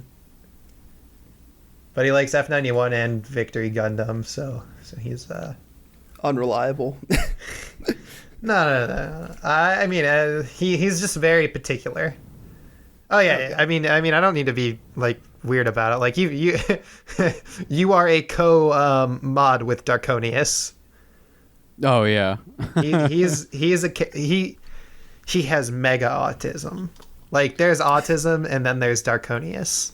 Dude, I love my boy Darkonius. I love him too, but like I ain't gonna lie, he is just mega autistic. Oh yeah. Oh, I mean, like that's like it's fucking Digicord. That's like who else is fit to be mod of Digicord other than the most autistic person in there? I mean that's 100% true. He is the absolute king. All right. So feel like we're kind of droning on here. Yeah, I mean, I mentioned good fucking soundtracks. But first, we should take a break. Okay, we'll take a break. We'll come back. Okay.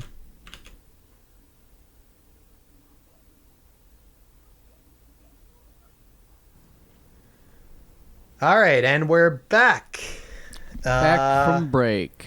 Back from break. Oh, crap, I didn't shut my door. Hold on. Miki ruined the podcast. It's over. Yeah, there's he ruined it like months ago when he lost everything for like 5 shows. Like the absolute state. It was absolutely terrible. Okay, I didn't edit any of them because I was like, yeah, well, I'm building my new PC right now. It'll be up in like a week. I had like 3 episodes stored. And I was like, yeah, my new computer's going to be done in a week. I already had the parts coming in by the time we did the first episode. And then I went to transfer everything over. And for some reason, the only files that got corrupted were all the podcast files. The only ones. Only one. Literally just that. I still have all my anime and it all works. I'm mad because like that episode I was on, I feel is like I felt that was a really good podcast. I'm so mad. I'm so mad. It's fucking unreal. So much good talk. The episode with Nyard, the episode with you, the episode with Wada, and our first episode, all of them were incredible podcasts. Like all of them were really just far better than I ever could have expected. The Nyard one was maybe like the most normal like podcast format where we actually just talked about shows for like that's 2 or 3 hours, dude. Nyard, he's very cares, German, dude. Yeah. I've heard Nyard talk like once, but yeah, it sounds incredibly German. It's lovely to listen to, though. I will give him that much praise. I really enjoy listening to German. I just want to hear German accents. They sound great. Okay.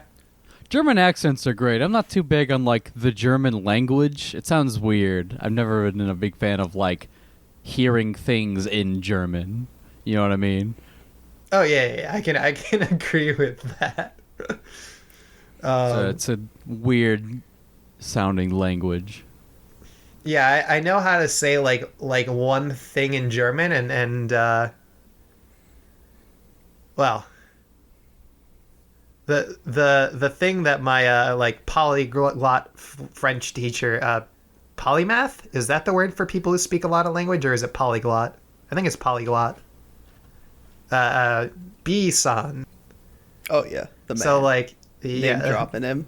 Yeah, okay, yeah, just throwing him out there.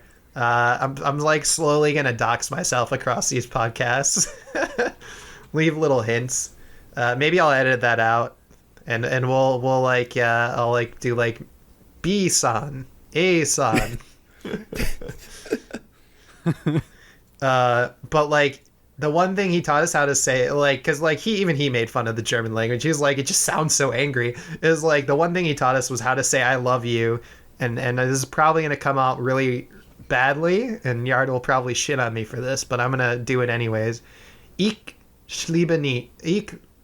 Fuck, whatever. I can't remember it. Fuck. I like do even think saying that I love you sounds angry. I do think that because it sounds so fucking angry though, that like they have like an incredible sounding like German like metal bands like Rammstein. Like everyone loves Rammstein. Like Metal just because that language like, is so triggered perfect now. for it. Every metal fan is like, Urgh! Listen, I am a big metal fan. I'm a big fan of like industrial metal, and like Germany has like a lot of really good industrial metal out of their scene. So yeah. I also, because it's such an angry language that when they speak other languages, it's very calm and soothing. Yes. So I think they have to fight having a very angry sounding language with their general speech to where when you speak something else, it's just very smooth and calm. Yeah, I agree with that. They have to make up for it. And speaking of making up for mistakes, let's answer the real important question, which is, can progress be made without sacrifice? Can a new era? The end. Oh, yeah. I'm gonna give it a flat out no on that one. New era be brought in without misery? You're going with no? Because I don't think Robo agrees with you guys.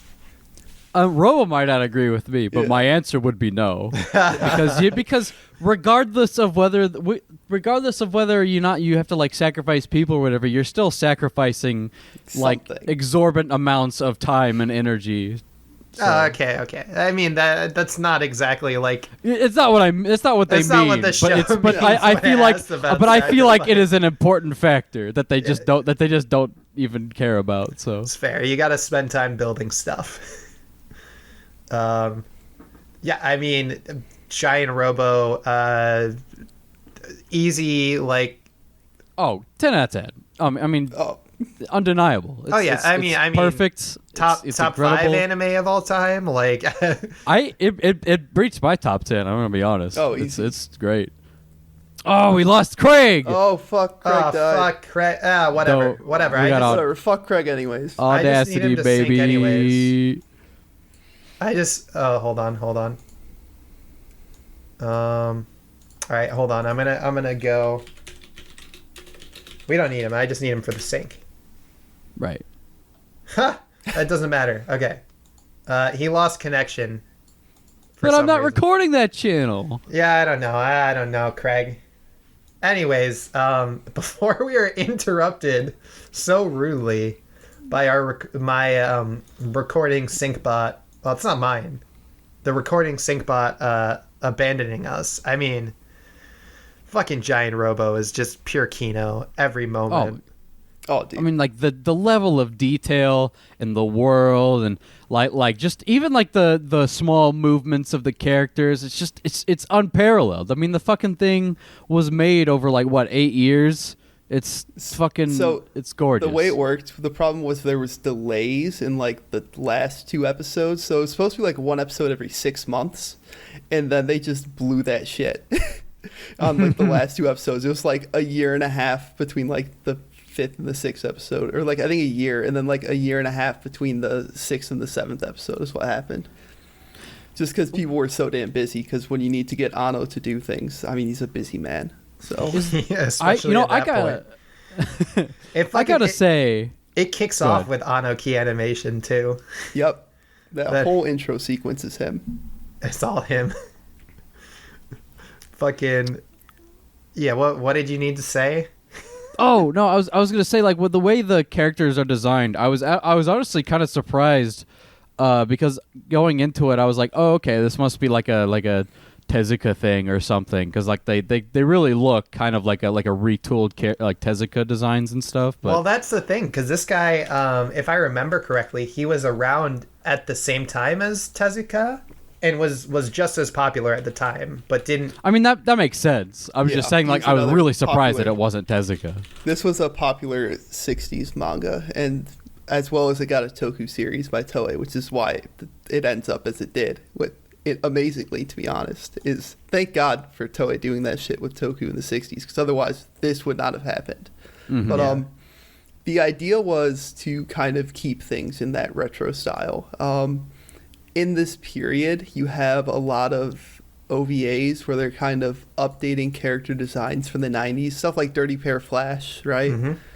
And things like that, whereas they kind of saw this and they're like, no, instead, let's go do this instead, right? Let's pull everything back. The Flash designs were a huge downgrade, by the way. Oh, huge downgrade. Yeah. Yes. Okay. We can all agree on that. Thank you. Yeah. Yes. Yeah. So like pretty much. So like Yokoyama is the Mitsuteru Yokoyama is the mangaka's name, and essentially, this anime you mentioned like the designs were like all over the place, and I think you were thinking of Giant Gorg, but like they're all over the place in Giant Robo, and the reason that is all these characters are just taken from across all of his manga. Oh, is that way? Because like I just thought it was supposed to be like they were supposed to be like kind of a ragtag crew of like different worldly experiences, and that's why they all look so different in this show. So I mentioned without Toei making that show in the 60s, this never would have happened. So Toei didn't allow them to use any of the supporting cast from the Giant Robo manga. So they were like, well, guess we're going to have to find other side characters to use. And they just poured through Yokoyama's work and just started pulling stuff out. They're like, I think like some of them from like Romance of the Three Kingdoms and like... And Suikoden. Wow. That explains why there's a steampunk universe with samurai and ninjas all over it. Yeah. I was thinking about that like the whole last episode. I'm like, why the fuck are there like people fighting with bows and shit? This is stupid. But it was awesome. It's amazing because like they make it feel like they actually can fit. like change stuff in this world. Yeah. There's just these giant robots too running around the place. Oh man. Can we talk about like speaking of the robots, can we talk about the design of actual giant Robo? So like when you just looking at this design of this robot like on paper, just without any context of the show or anything, it looks kind of goofy. I'm gonna be honest with you. Like fucking arrowhead Sphinx head dress. Yeah, it looks so dumb. Like it looks kind of dumb, but like man, when you see it in action, like the way they frame it is he like lumbers and towers over everything, even things that like he's obviously weaker and smaller than it. It just feels like his aura just like makes it like he's so menacing to everything. The sound, and like the sound like the yeah, man. it's Every awesome. time he shows up, dude. And like it's really it's really thematically resonant with how like like the main character has been handed this terrifying responsibility with this robot like at such a young age, and I think that's really displayed well with how he's like this like terrifying hulking lumbering beast that like even the biggest strongest dudes just like kind of cower when they look at it. Because there was a scene I don't remember which episode it was, but like this dude's going apeshit with his robot, and then Giant Robo shows up, and he's like, "Oh fuck, bro, it's Giant Robo," and it looks like Giant Robo is like 60 feet taller than him, but then it pans out, and he's like the same height. Same height, yeah. Yes. It's just like he has that much aura, Yeah, it's just like the framing of everything is fantastic. But like, yeah, especially Giant Robo. Giant Robo just like, except against the giant sphere, that's like the one time properly they make Giant Robo feel small. Right. And I mean all the powers are like really thematically resonant, like like what's his face, the dude who fights the dude who has like the rivalry with the Impact guy. Oh yeah, Taiso. Taiso. Yeah, like Taiso has like the power of like this energy power thing, and like it's supposed to represent how like people look up to him and depend on him and stuff, and what's her face has that teleport power, and it's supposed to represent how like she's been running away from her past and all that stuff. Ginrei, yeah. Ginrei. I'm really bad with names. I mean, that's fair. I don't remember. All I really remember is Taiso, Genya, Alberto, Ginrei. Tetsugu has no powers because he's a fucking jobber. Yeah. Tetsugu is there to say, "Go on ahead, I'll hold them off here." Yeah. Fucking. Has there ever been a man who's like a bigger jobber than Tetsugu? I don't think there has been. It's like at every single point, it's either like Tetsugu wants to go and they're like, "Nah, Tetsugu, you stay here." Yeah. He's just like, hold down the fort, man. Oh man. Poor guy. Oh my god, the fucking... I mean, like...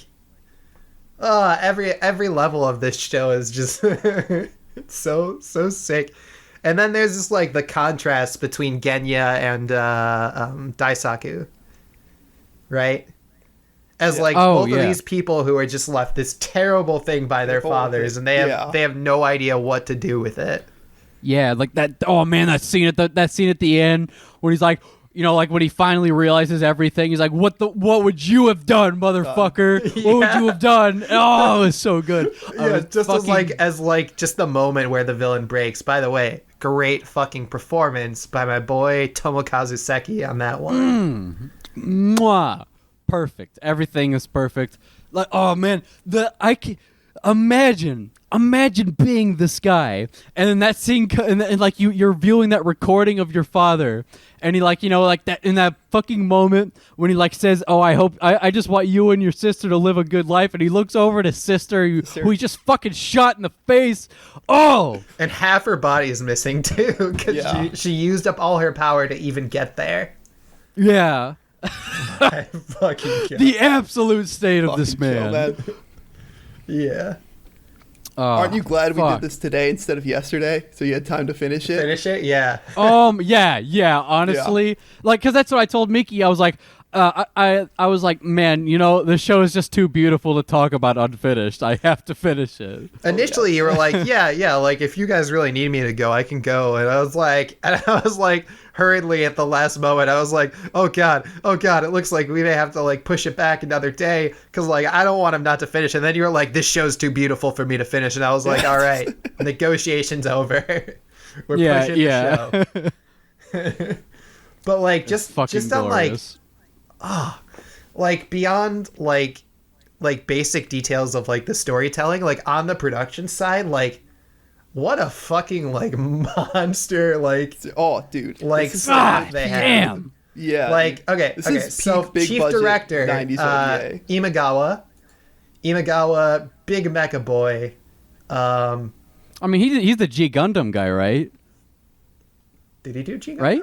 Did he do G Gundam? Did he? I thought G Gundam was Tomino. No, G Gundam's not a Tomino Gundam. Oh, it isn't? I know that. That's all. No, it's not. Yeah, he did Mobile Fighter G Gundam. Yeah. Yeah. Okay. Yeah. Yeah. So like like fucking legendary guy. Yeah. This is what else did he do? Oh, he did the Berserk 97. Oh, as a concept advisor. The fuck does that mean? I was gonna say I know he didn't do Berserk 97. Or well, he did, but like not that way. I have no idea exactly what that means. He did series composition for a bit in the 2000s. What the fuck, Imagawa? But then you have like Shinji Higuchi doing storyboards as well. Where did those storyboarders go?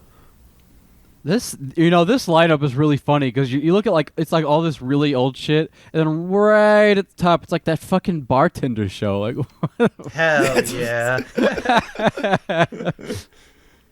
I'm not gonna lie, Bartender seems pretty like pog as like a show of just like like I don't know, like just in concept, a guy doing bartending and just talking to people and helping solve their problems. Like that sounds cool. Okay, I'd rather play like what's that video game, Valhalla or whatever. I'll play that instead. I mean, sure. Still a great concept for storytelling. Yeah. Sure. Yeah. Yeah. So yeah, if Shinji Higuchi from Gainax, Mitsuo Iso from like I guess a lot of work at IG as well. We mentioned Anno. Studio Ghibli is just straight up on key animation assistants. Yeah. Oh. Yeah. Anno, man. Anno comes through. Yeah, and, I know. The really Anno cuts are so fucking obvious. Should I show that that screenshot? Hang on. Let me try and find it. No one in the podcast, no one listening to this is going to see it, but just for Tang to see this shit. Oh. Like, some fucking obvious ass Anno cuts in this. Like, not even like trying to hide it. Oh, yeah. like while you're looking for that, can we talk about the soundtrack? Oh my fucking god! They got a real Philharmonic orchestra, and it fucking shows. Yes. It's like usually, a lot of the times I'm really not into like orchestral soundtracks. Like, a lot of people praise the One Piece soundtrack, and I'm honestly not that into it, despite it being like one of my favorite manga ever. But like, man, this shit just fucking kills. Like, it's I don't think that's an actual like Philharmonic orchestra. This is a real orchestra. This is the you know what I mean. Philharmonic. You know what I mean? That kind of sound. Like, God, this shit's beautiful. Like, Oh my god, yeah. And like the first time they show the tragedy, and you have what's that song? Yeah. I'm looking at that image. Oh yeah, dude, that's like the most and... Ano, like it's just so fucking obvious. Oh yeah, Just all those, like... Furtiva Lagrima, right? And it's just playing over like the fucking like explosions of death, and then like where'd it go? Oh fuck. I remember seeing some like interviews and like, or kind of just liner notes for the soundtrack, and like the composer saying basically like they compose some tracks and then forgot that someone had to conduct them, and like had to like rewrite whole songs for it just so someone could actually conduct the pieces. Like it's nuts. Yeah. I mean, I'm sure the production for this must have been just like actually working on it must have been just fucking insane. Like this fucking like because everything looks so fucking good. Yeah, everything looks gorgeous. Like every storyboard is working. Like the story is just incredibly like streamlined. Like even though there's like all this like what you could call like random shit going on, like everything is there setting up something else as well. Either something that's coming down the line or like some other aspect of this world that's going on. Yeah, what I found really interesting about it is that it felt like you're just seeing like a small glimpse into this like generation spanning conflict between these two groups, and it's just like this kind of like sort of like a Star Wars Episode 4S thing where you're just kind of dropped into the middle of it and you see the most interesting part. Yeah, you know, it's like a big cataclysmic world-ending event, but it's like in the context of all this other stuff that we don't really have. Right. And all we really get of the context is stuff that relates to Vogler and Genya, and stuff that relates to Daisaku and his father, and like that's essentially it. Besides, I mean the tragedy of Bashtaro. Fuck, I lost my train of thought. But is there like a production relationship somehow with Big O? Because like the whole time I was thinking this really looks like proto Big O. You know what I mean? think there's a lot of staff that carries over to Big O, so I think that's a lot of what it is. I think so like one of the animation directors on this, Keiichi Sato, ends up doing like character design and mechanical design on the Big O. I think it shares a lot of like key animators as well. I mean, Sato Keiichi, who just does mechanical design in this, is also doing mechanical design. That's the guy you mentioned. That's what I said. Yeah. Yes. Sorry. Reverse the name. It's like man, that guy fucking knocked it out of the park. Like, you know, like I was kind of trashing the design of Giant Robo earlier, but and the, you know, like even like the little details on Giant Robo, like how they have how they built like a bunch of ladder or like a bunch of rails for him to hang on to on the shoulder while he's controlling it. Yeah. I thought that was a really cool detail. Like the fact that they have like these very specific like stations built that are like huge, that aren't just like, well, they're not actually built, they were just repurposed. Like they repurposed old nuclear reactor cores to store or not cores, but nuclear reactor I'm talking about the big fucking the nuclear power plant stuff. Like the domes. Domes and like the deep pits, to put him in. Like they just repurpose one of those to store it in, or just all the like crazy little details of like even the fact that like Big Fire is just something that's referred to and doesn't show up is like so fucking like thematically relevant. Because it's like. Yeah. To me, a lot of it is like is about how like all these issues are allowed to happen because nobody understands the context of what's actually going on. So like having Big Fire not actually be planning anything, but just like whatever that strategy guy is just faking shit, or like yeah, I mean, like the story begins like with you not knowing the context of it, and then it ends with not knowing how the conflict's going to end. Because, but you know the context of like the current conflict in pretty much its entirety, right? Like, because like everything just hinges on like Daisaku. Daisaku is like meant to be like, I mean, he's actually meant to be like a person who's just like coming up into like his place in this story, right? Whereas like everyone else is already established in that sense. They already, have their preconceived notions. They know where they stand. They know what they're doing. And like it's just Daisaku trying to figure out what the fuck am I supposed to do. Man, like, let's talk about. You mentioned Big Fire. Big Fire, like the whole like Magnificent 10 or whatever, they were so fucking cool. I loved every how one of them, yes, yeah, because like what was really cool about it is like they're sort of presented as like really over the top bad guys, but like when the chips are down and it really comes to it, like they're all kind of like really close with each other and they're kind of like good, almost I would almost say good people, because they're like if you knew them, you wouldn't mind sharing a beer with them, is the way I think about it. Like, they're like what they're doing is like ideologically based, because like their goal is to take over the world, but it seems like maybe they have some sort of like there's some sort of reason for that with them. Like it's not just like they're cartoonishly evil. Like let's take over the world. Like like Alfred has a daughter, right? Yeah. What was it? Oh yeah, she's the one who's disguised as Big Fire. Big Fire. Yeah. Yeah. But like Alfred has a daughter, and like there's an entire thing where like we just get to watch one of the Magnificent 10 just be like worried about her and where Alfred is.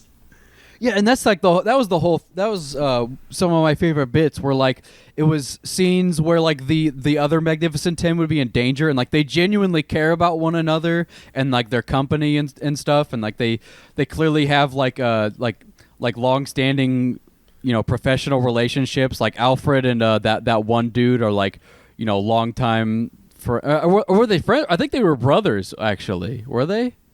Yeah, Alfred and that. I'm not entirely sure. I mean, it would make sense. They might be. Yeah. I mean, I think she calls him uncle, which is kind of non-specific as far as Japanese is concerned. Sure. Oh yeah, all right. So like, the point is that like they have like a really close professional relationship, and like like when the others are in danger, they're like, fuck, man, oh shit, not not fucking Albert. I'm really and they're like really concerned about Albert's well-being. It's cool. Yeah. Like they aren't just like a bunch of stereotypical assholes. Yeah. Yeah. I mean, it's just like it's really nice not to have them be those. Well, I mean, I guess the tactician guy is kind of a caricature type person. Well, yeah, but like that's like, the one. He's that's like the actual. he's the real bad guy. He's the real guy. Yeah. But like even then, like some of the Celestial Nine are like Murasame is like more. Maybe I don't agree with that, but like some of them are like more. Like in terms of like being a nuisance to other people and being like rude and mean, like Tetsugu and his brother. Because, like, they care about, or Taiso, but Taiso's just kind of, like, he's just kind of not terribly nice.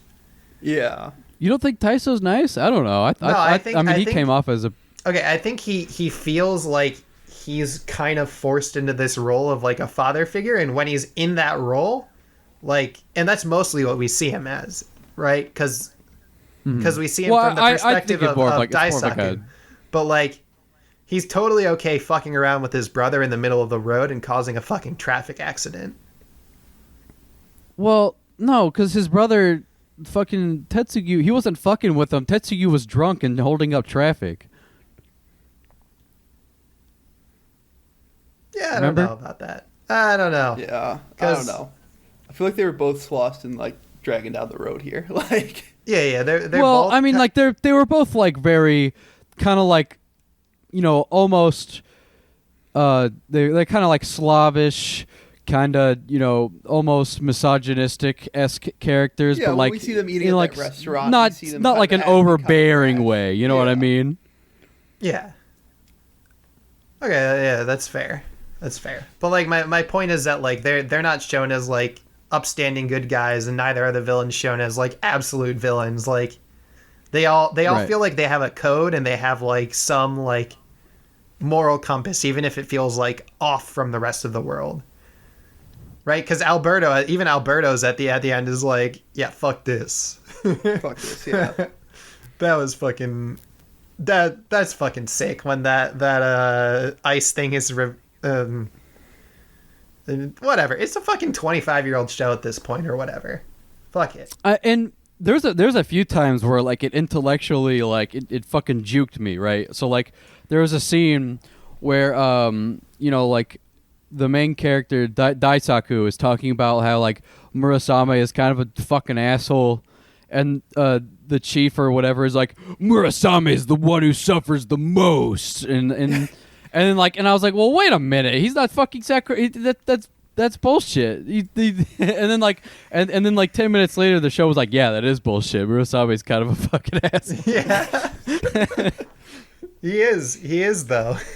No, but I loved Murasame though. Like I thought he was great, one of my. but he is a fucking He's asshole. an asshole. Yeah.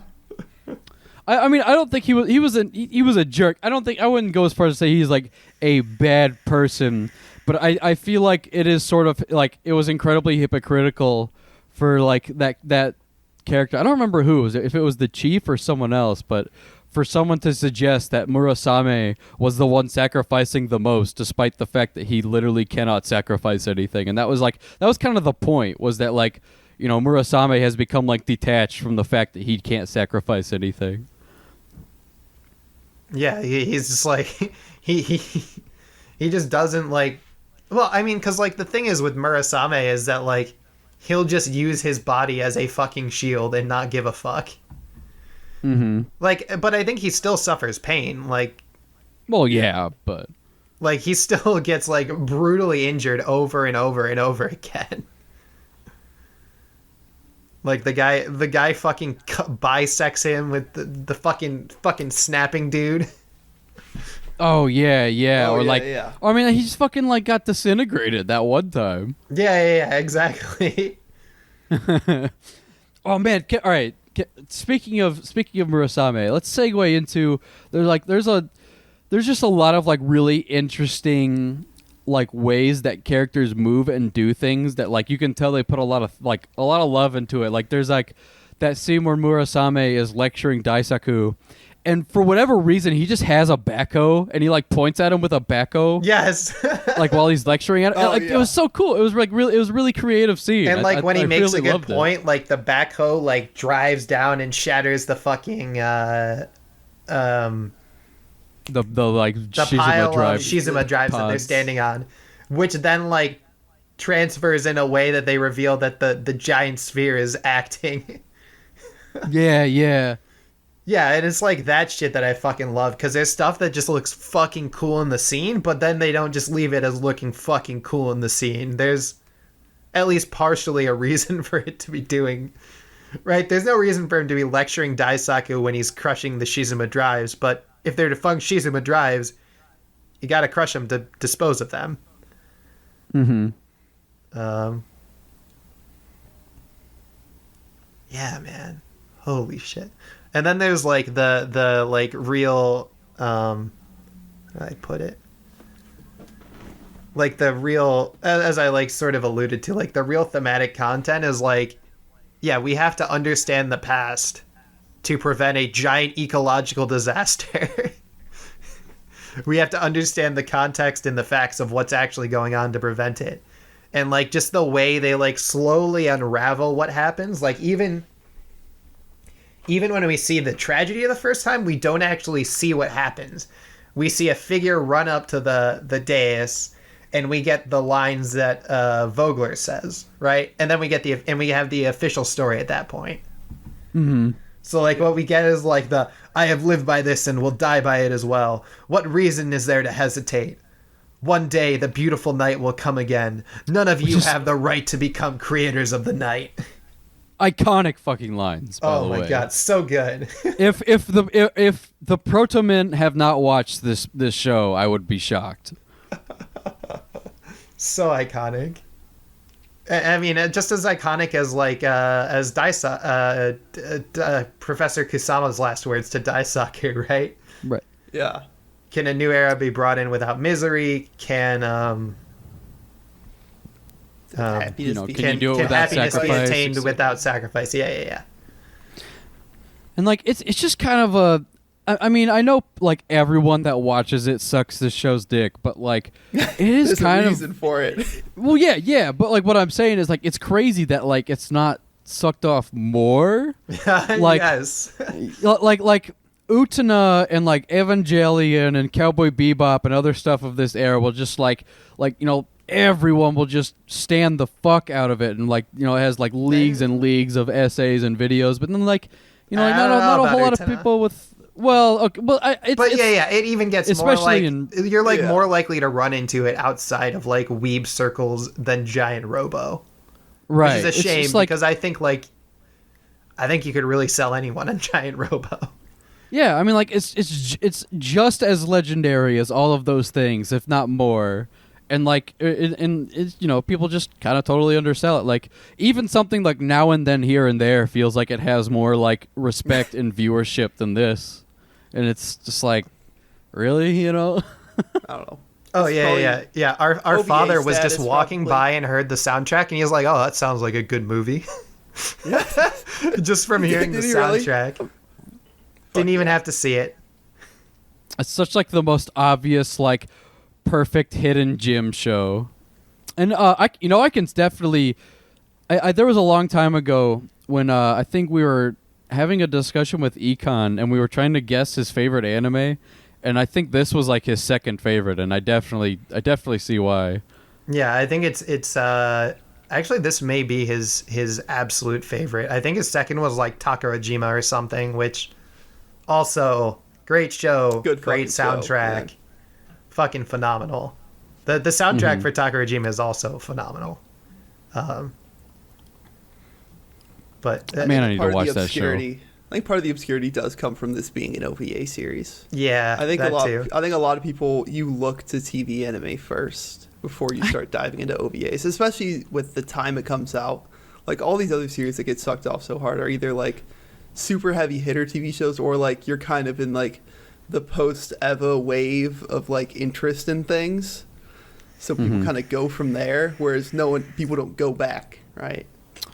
I don't know. I definitely feel like that's probably true traditionally. Like, that's why initially it probably didn't have nearly as many, fans or whatever. But like, like this past decade, we've just, like all these old stuff are getting a lot more exposure via like pirating and, just more accessibility via internet. And it's crazy that this hasn't just completely blown up. Also, I Remember like before. Angel's Egg, like Angel's Egg used to be like this really obscure thing, and just until like Demolition D just mentioned it in one of his videos, and now it's like a fucking legendary movie that every otaku has seen.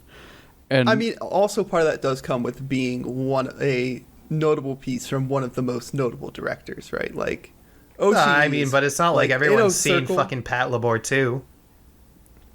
Yes, I guess. because that's a sequel. It's a based on an sequel OVA in a series. long-running franchise. Yeah. It's a sequel in a franchise that starts with like a goofy little OVA series. Yeah, Now, once I again, mean- I think OVAs are still kind of the black sheep. I think I mostly agree with you. I fucking love Early Days. I don't want to hear it. Early Days is phenomenal. Yeah, Oh, I'm okay. just saying, I think like, it's they just sick. OVAs just aren't that popular in general. Like, people don't really Like, people think of Angel's Egg as a movie. It's not actually a movie. It was an OVA, but I think because it gets brought up as a movie, because it's like, one episode, I don't know, like an hour. It's like 45 minutes, actually. It's around the length of one of these episodes. Yeah.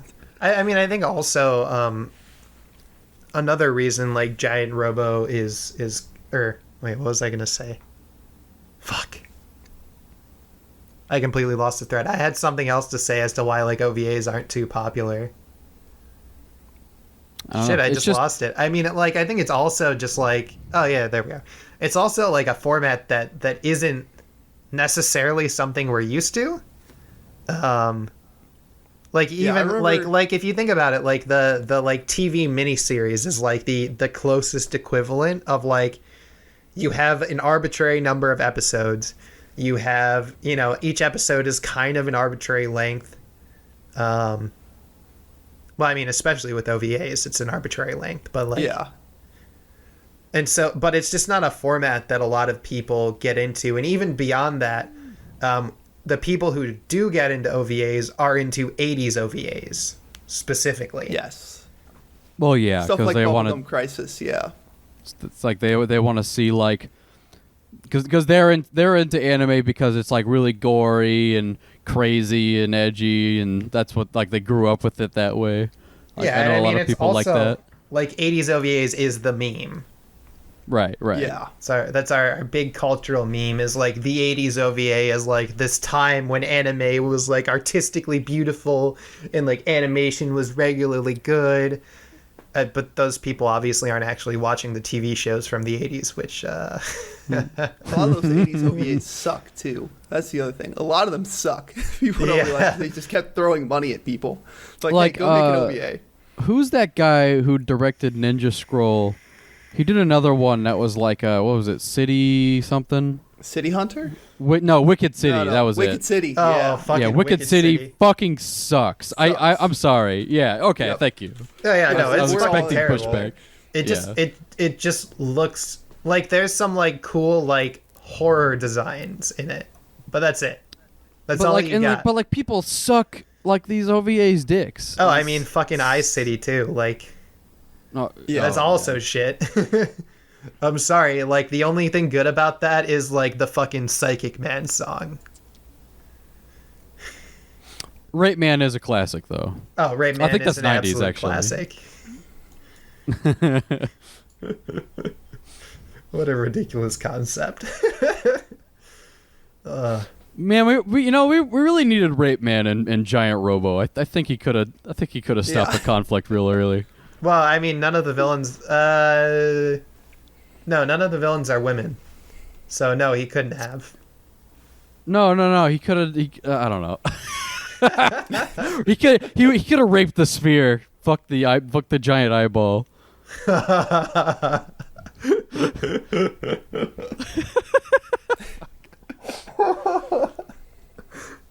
my god.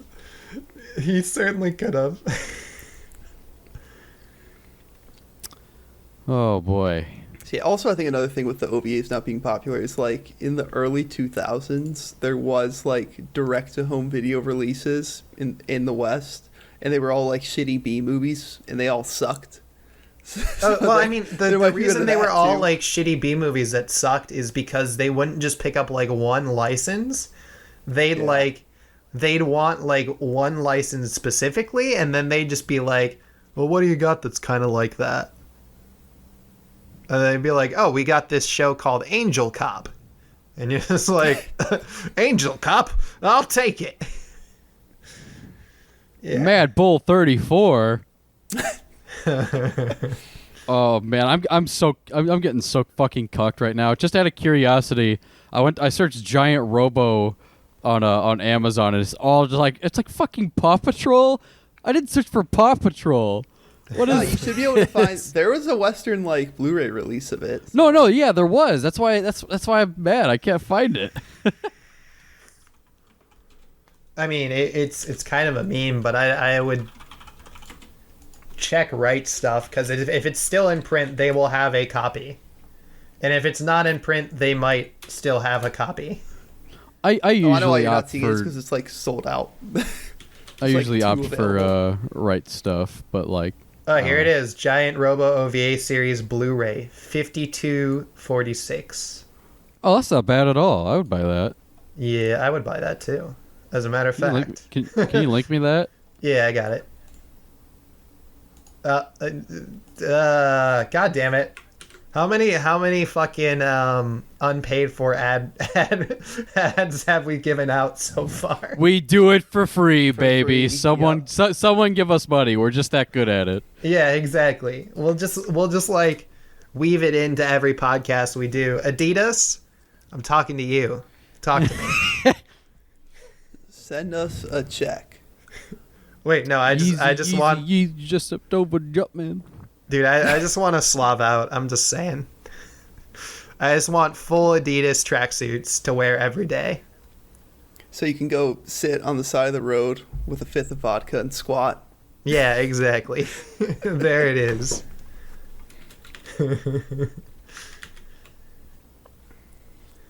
So, Well, anyone else got anything more to say about Giant Robo? I mean, there's not like there's simultaneously a lot to say, but not a whole lot to actually like Yeah. say. Because I mean, like we're just gonna be sucking its dick the whole time. Yeah, exactly. You know, We're just you know gonna be all like- you need to know. You gotta go watch it.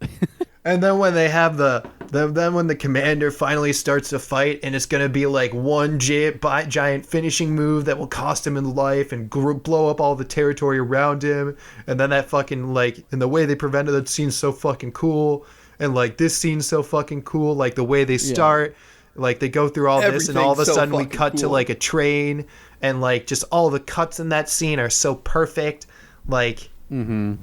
Oh, in the backgrounds. And the Oh, background. boy. my Oh, yeah. fucking The God. backgrounds, my Oh. guy. Gorgeous shit.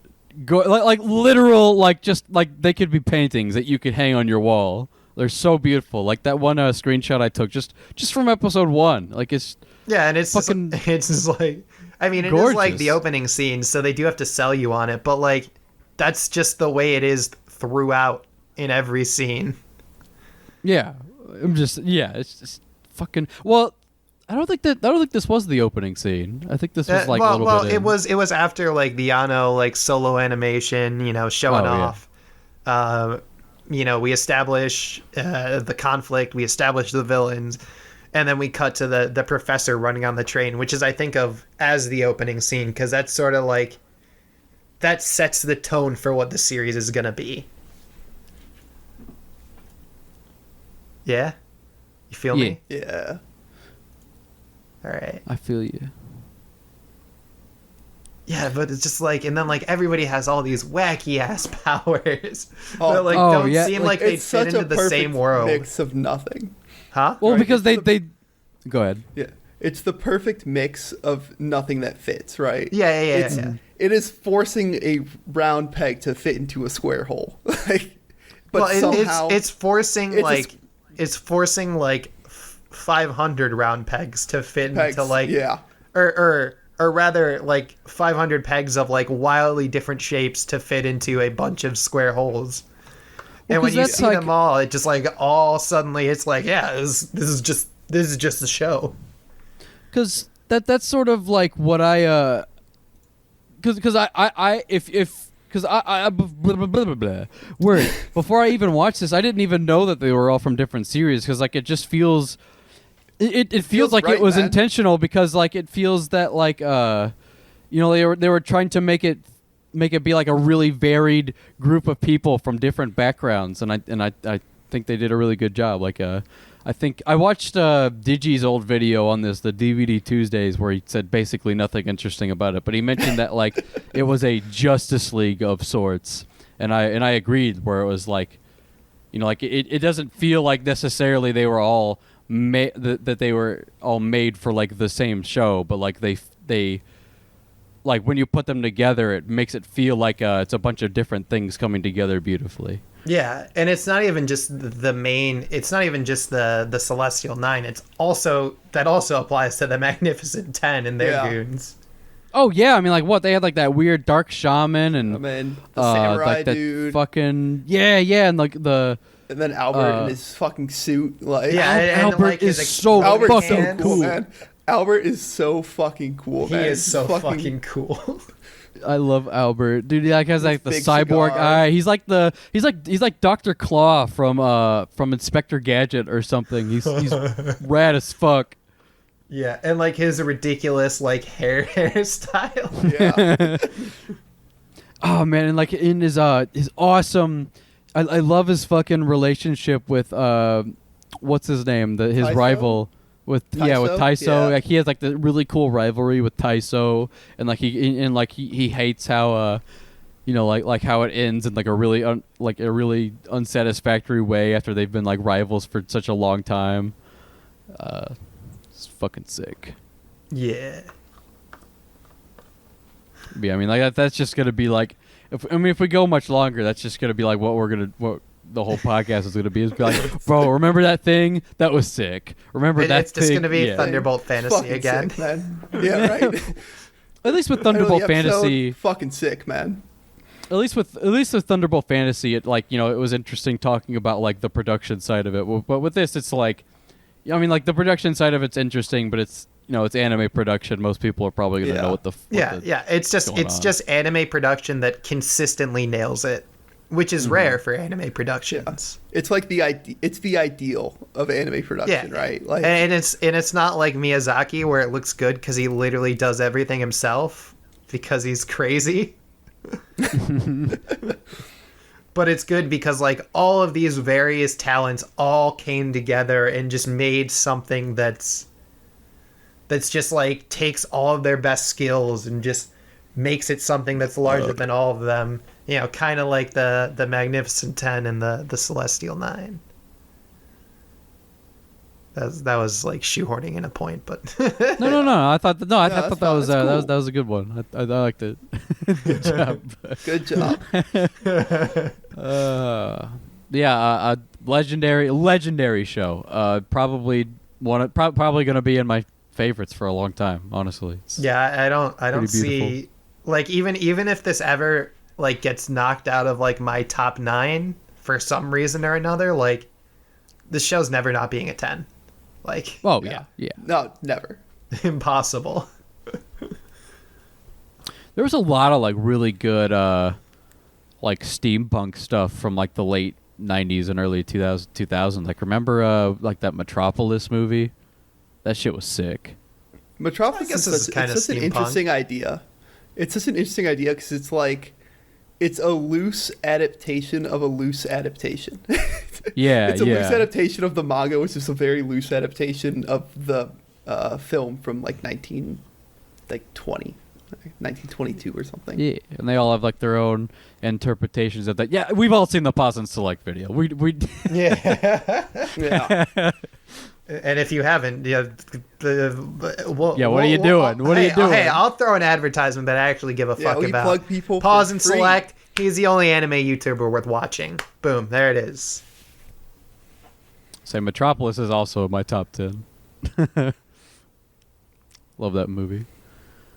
I actually haven't gotten to it yet, but one of these days. Really? One of these days we'll do a big One of these Rintaro days. thing.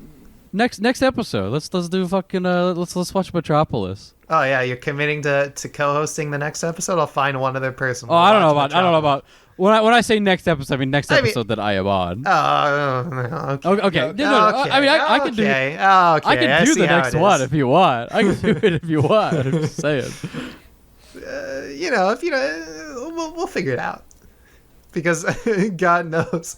Okay, so we're basically done talking about Giant Robo at this Yeah, point.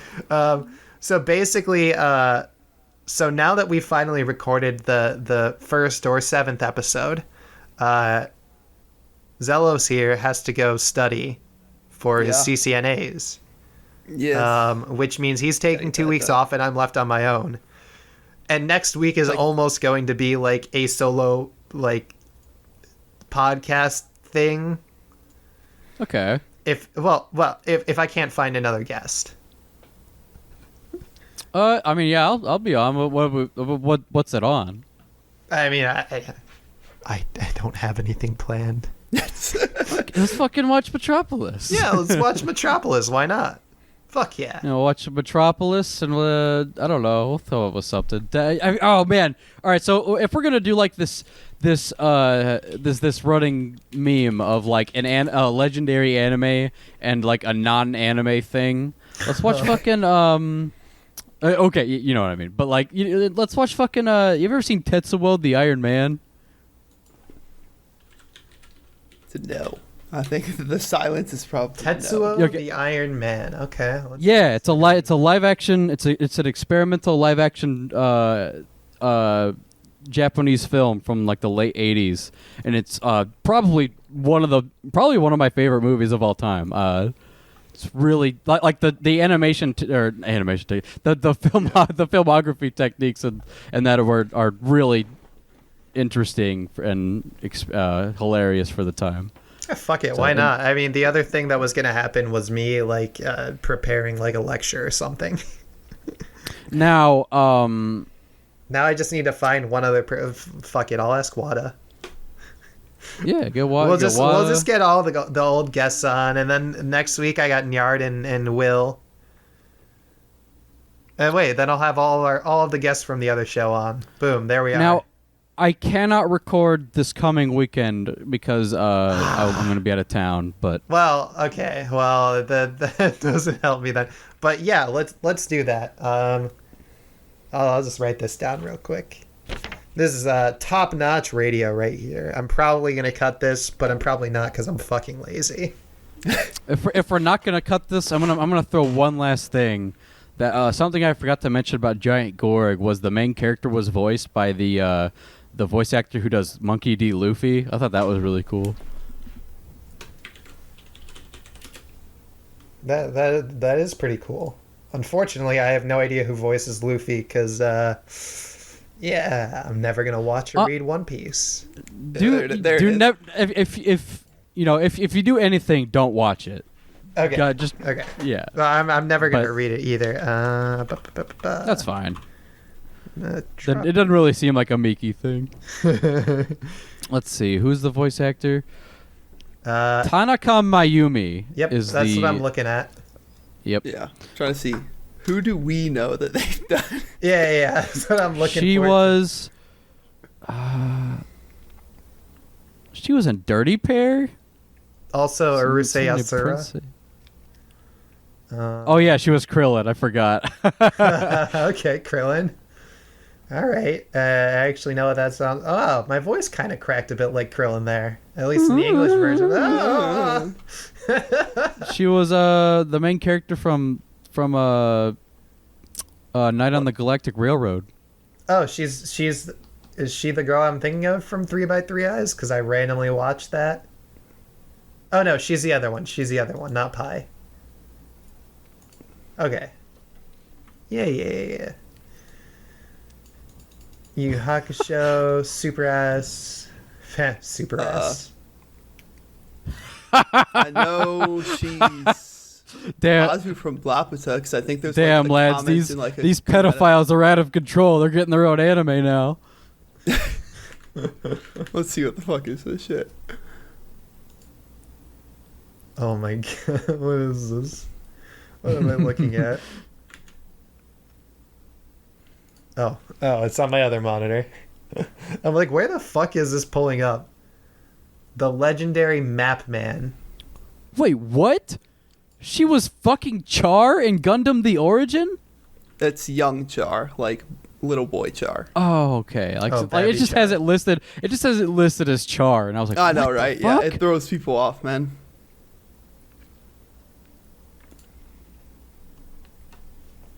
Yeah. Oh, I mean, like, Char's been done. I don't remember which one, but isn't there a fucking Gundam where there's like 7 different Chars in it? Is it Endless Waltz? Is Endless Waltz the one with like 4 different Chars? I mean, there is actually Char in it, but there's also like a bunch of Char from different shit.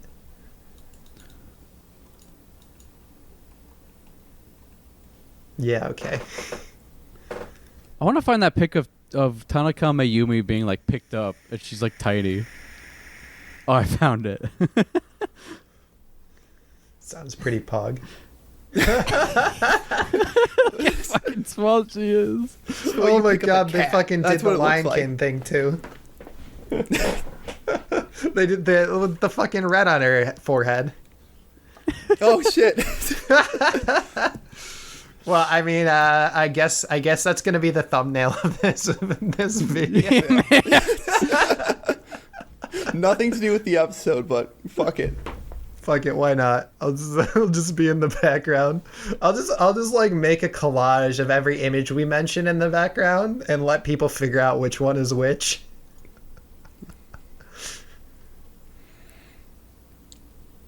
Yeah. Just make an edit.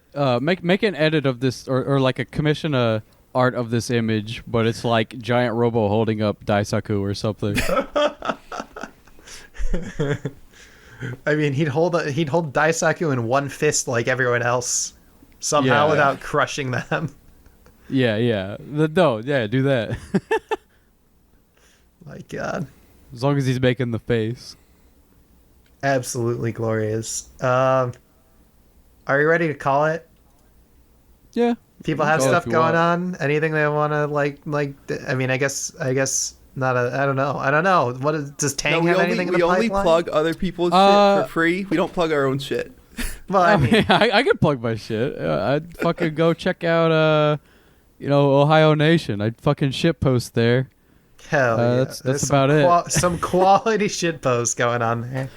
I mean, you're Dude, doing an AMV contest. Any chance those are gonna make it to YouTube?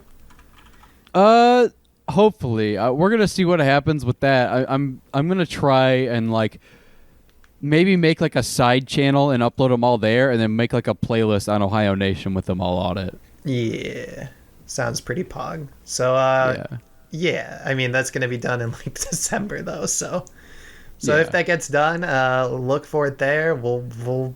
I mean, no doubt you'll be back on again. I mean, you could listen to our me and Majin's iconic shit show, legendary flagship series. that and Chart Party, the flagship series of Ohio Nation. Now that me, Fargo, and Sky aren't streaming Fire Emblem, Yeah, what happened with that? Why didn't you guys stream anymore? we keep talking about doing it, and then nobody actually wants to do it. Same thing with the Ohio Nation podcast. Yeah, except for like Chart something- Party. Chart Party still gets made every season. Say Chart Party and like random Tangelo ship posts are basically the direction of the channel right now. Seems like. Yeah. All right, there we are. We plugged Ohio Nation. I got nothing coming out. I have Except next week's episode, baby. till Woo! next week's episode, next Wednesday. I'm releasing them all on Wednesday or Tuesday, whatever. It'll be the same day that this one comes out. If all this shit doesn't get lost again. It's not. I'm literally like editing it tonight, so it will not happen. I'm editing it. I'm backing it up to like my phone and another hard drive. Put it on a and floppy disk. I'm gonna copy down the waveforms onto a piece of paper. I'll print out all the waveforms, and if worse comes to worse, you can scan them back in. I don't Get know it if we have the tattooed on your body. technology, but I'll make it happen. All right, there it is. That was a good one. Did a good job. That was fun. That's how these go, man.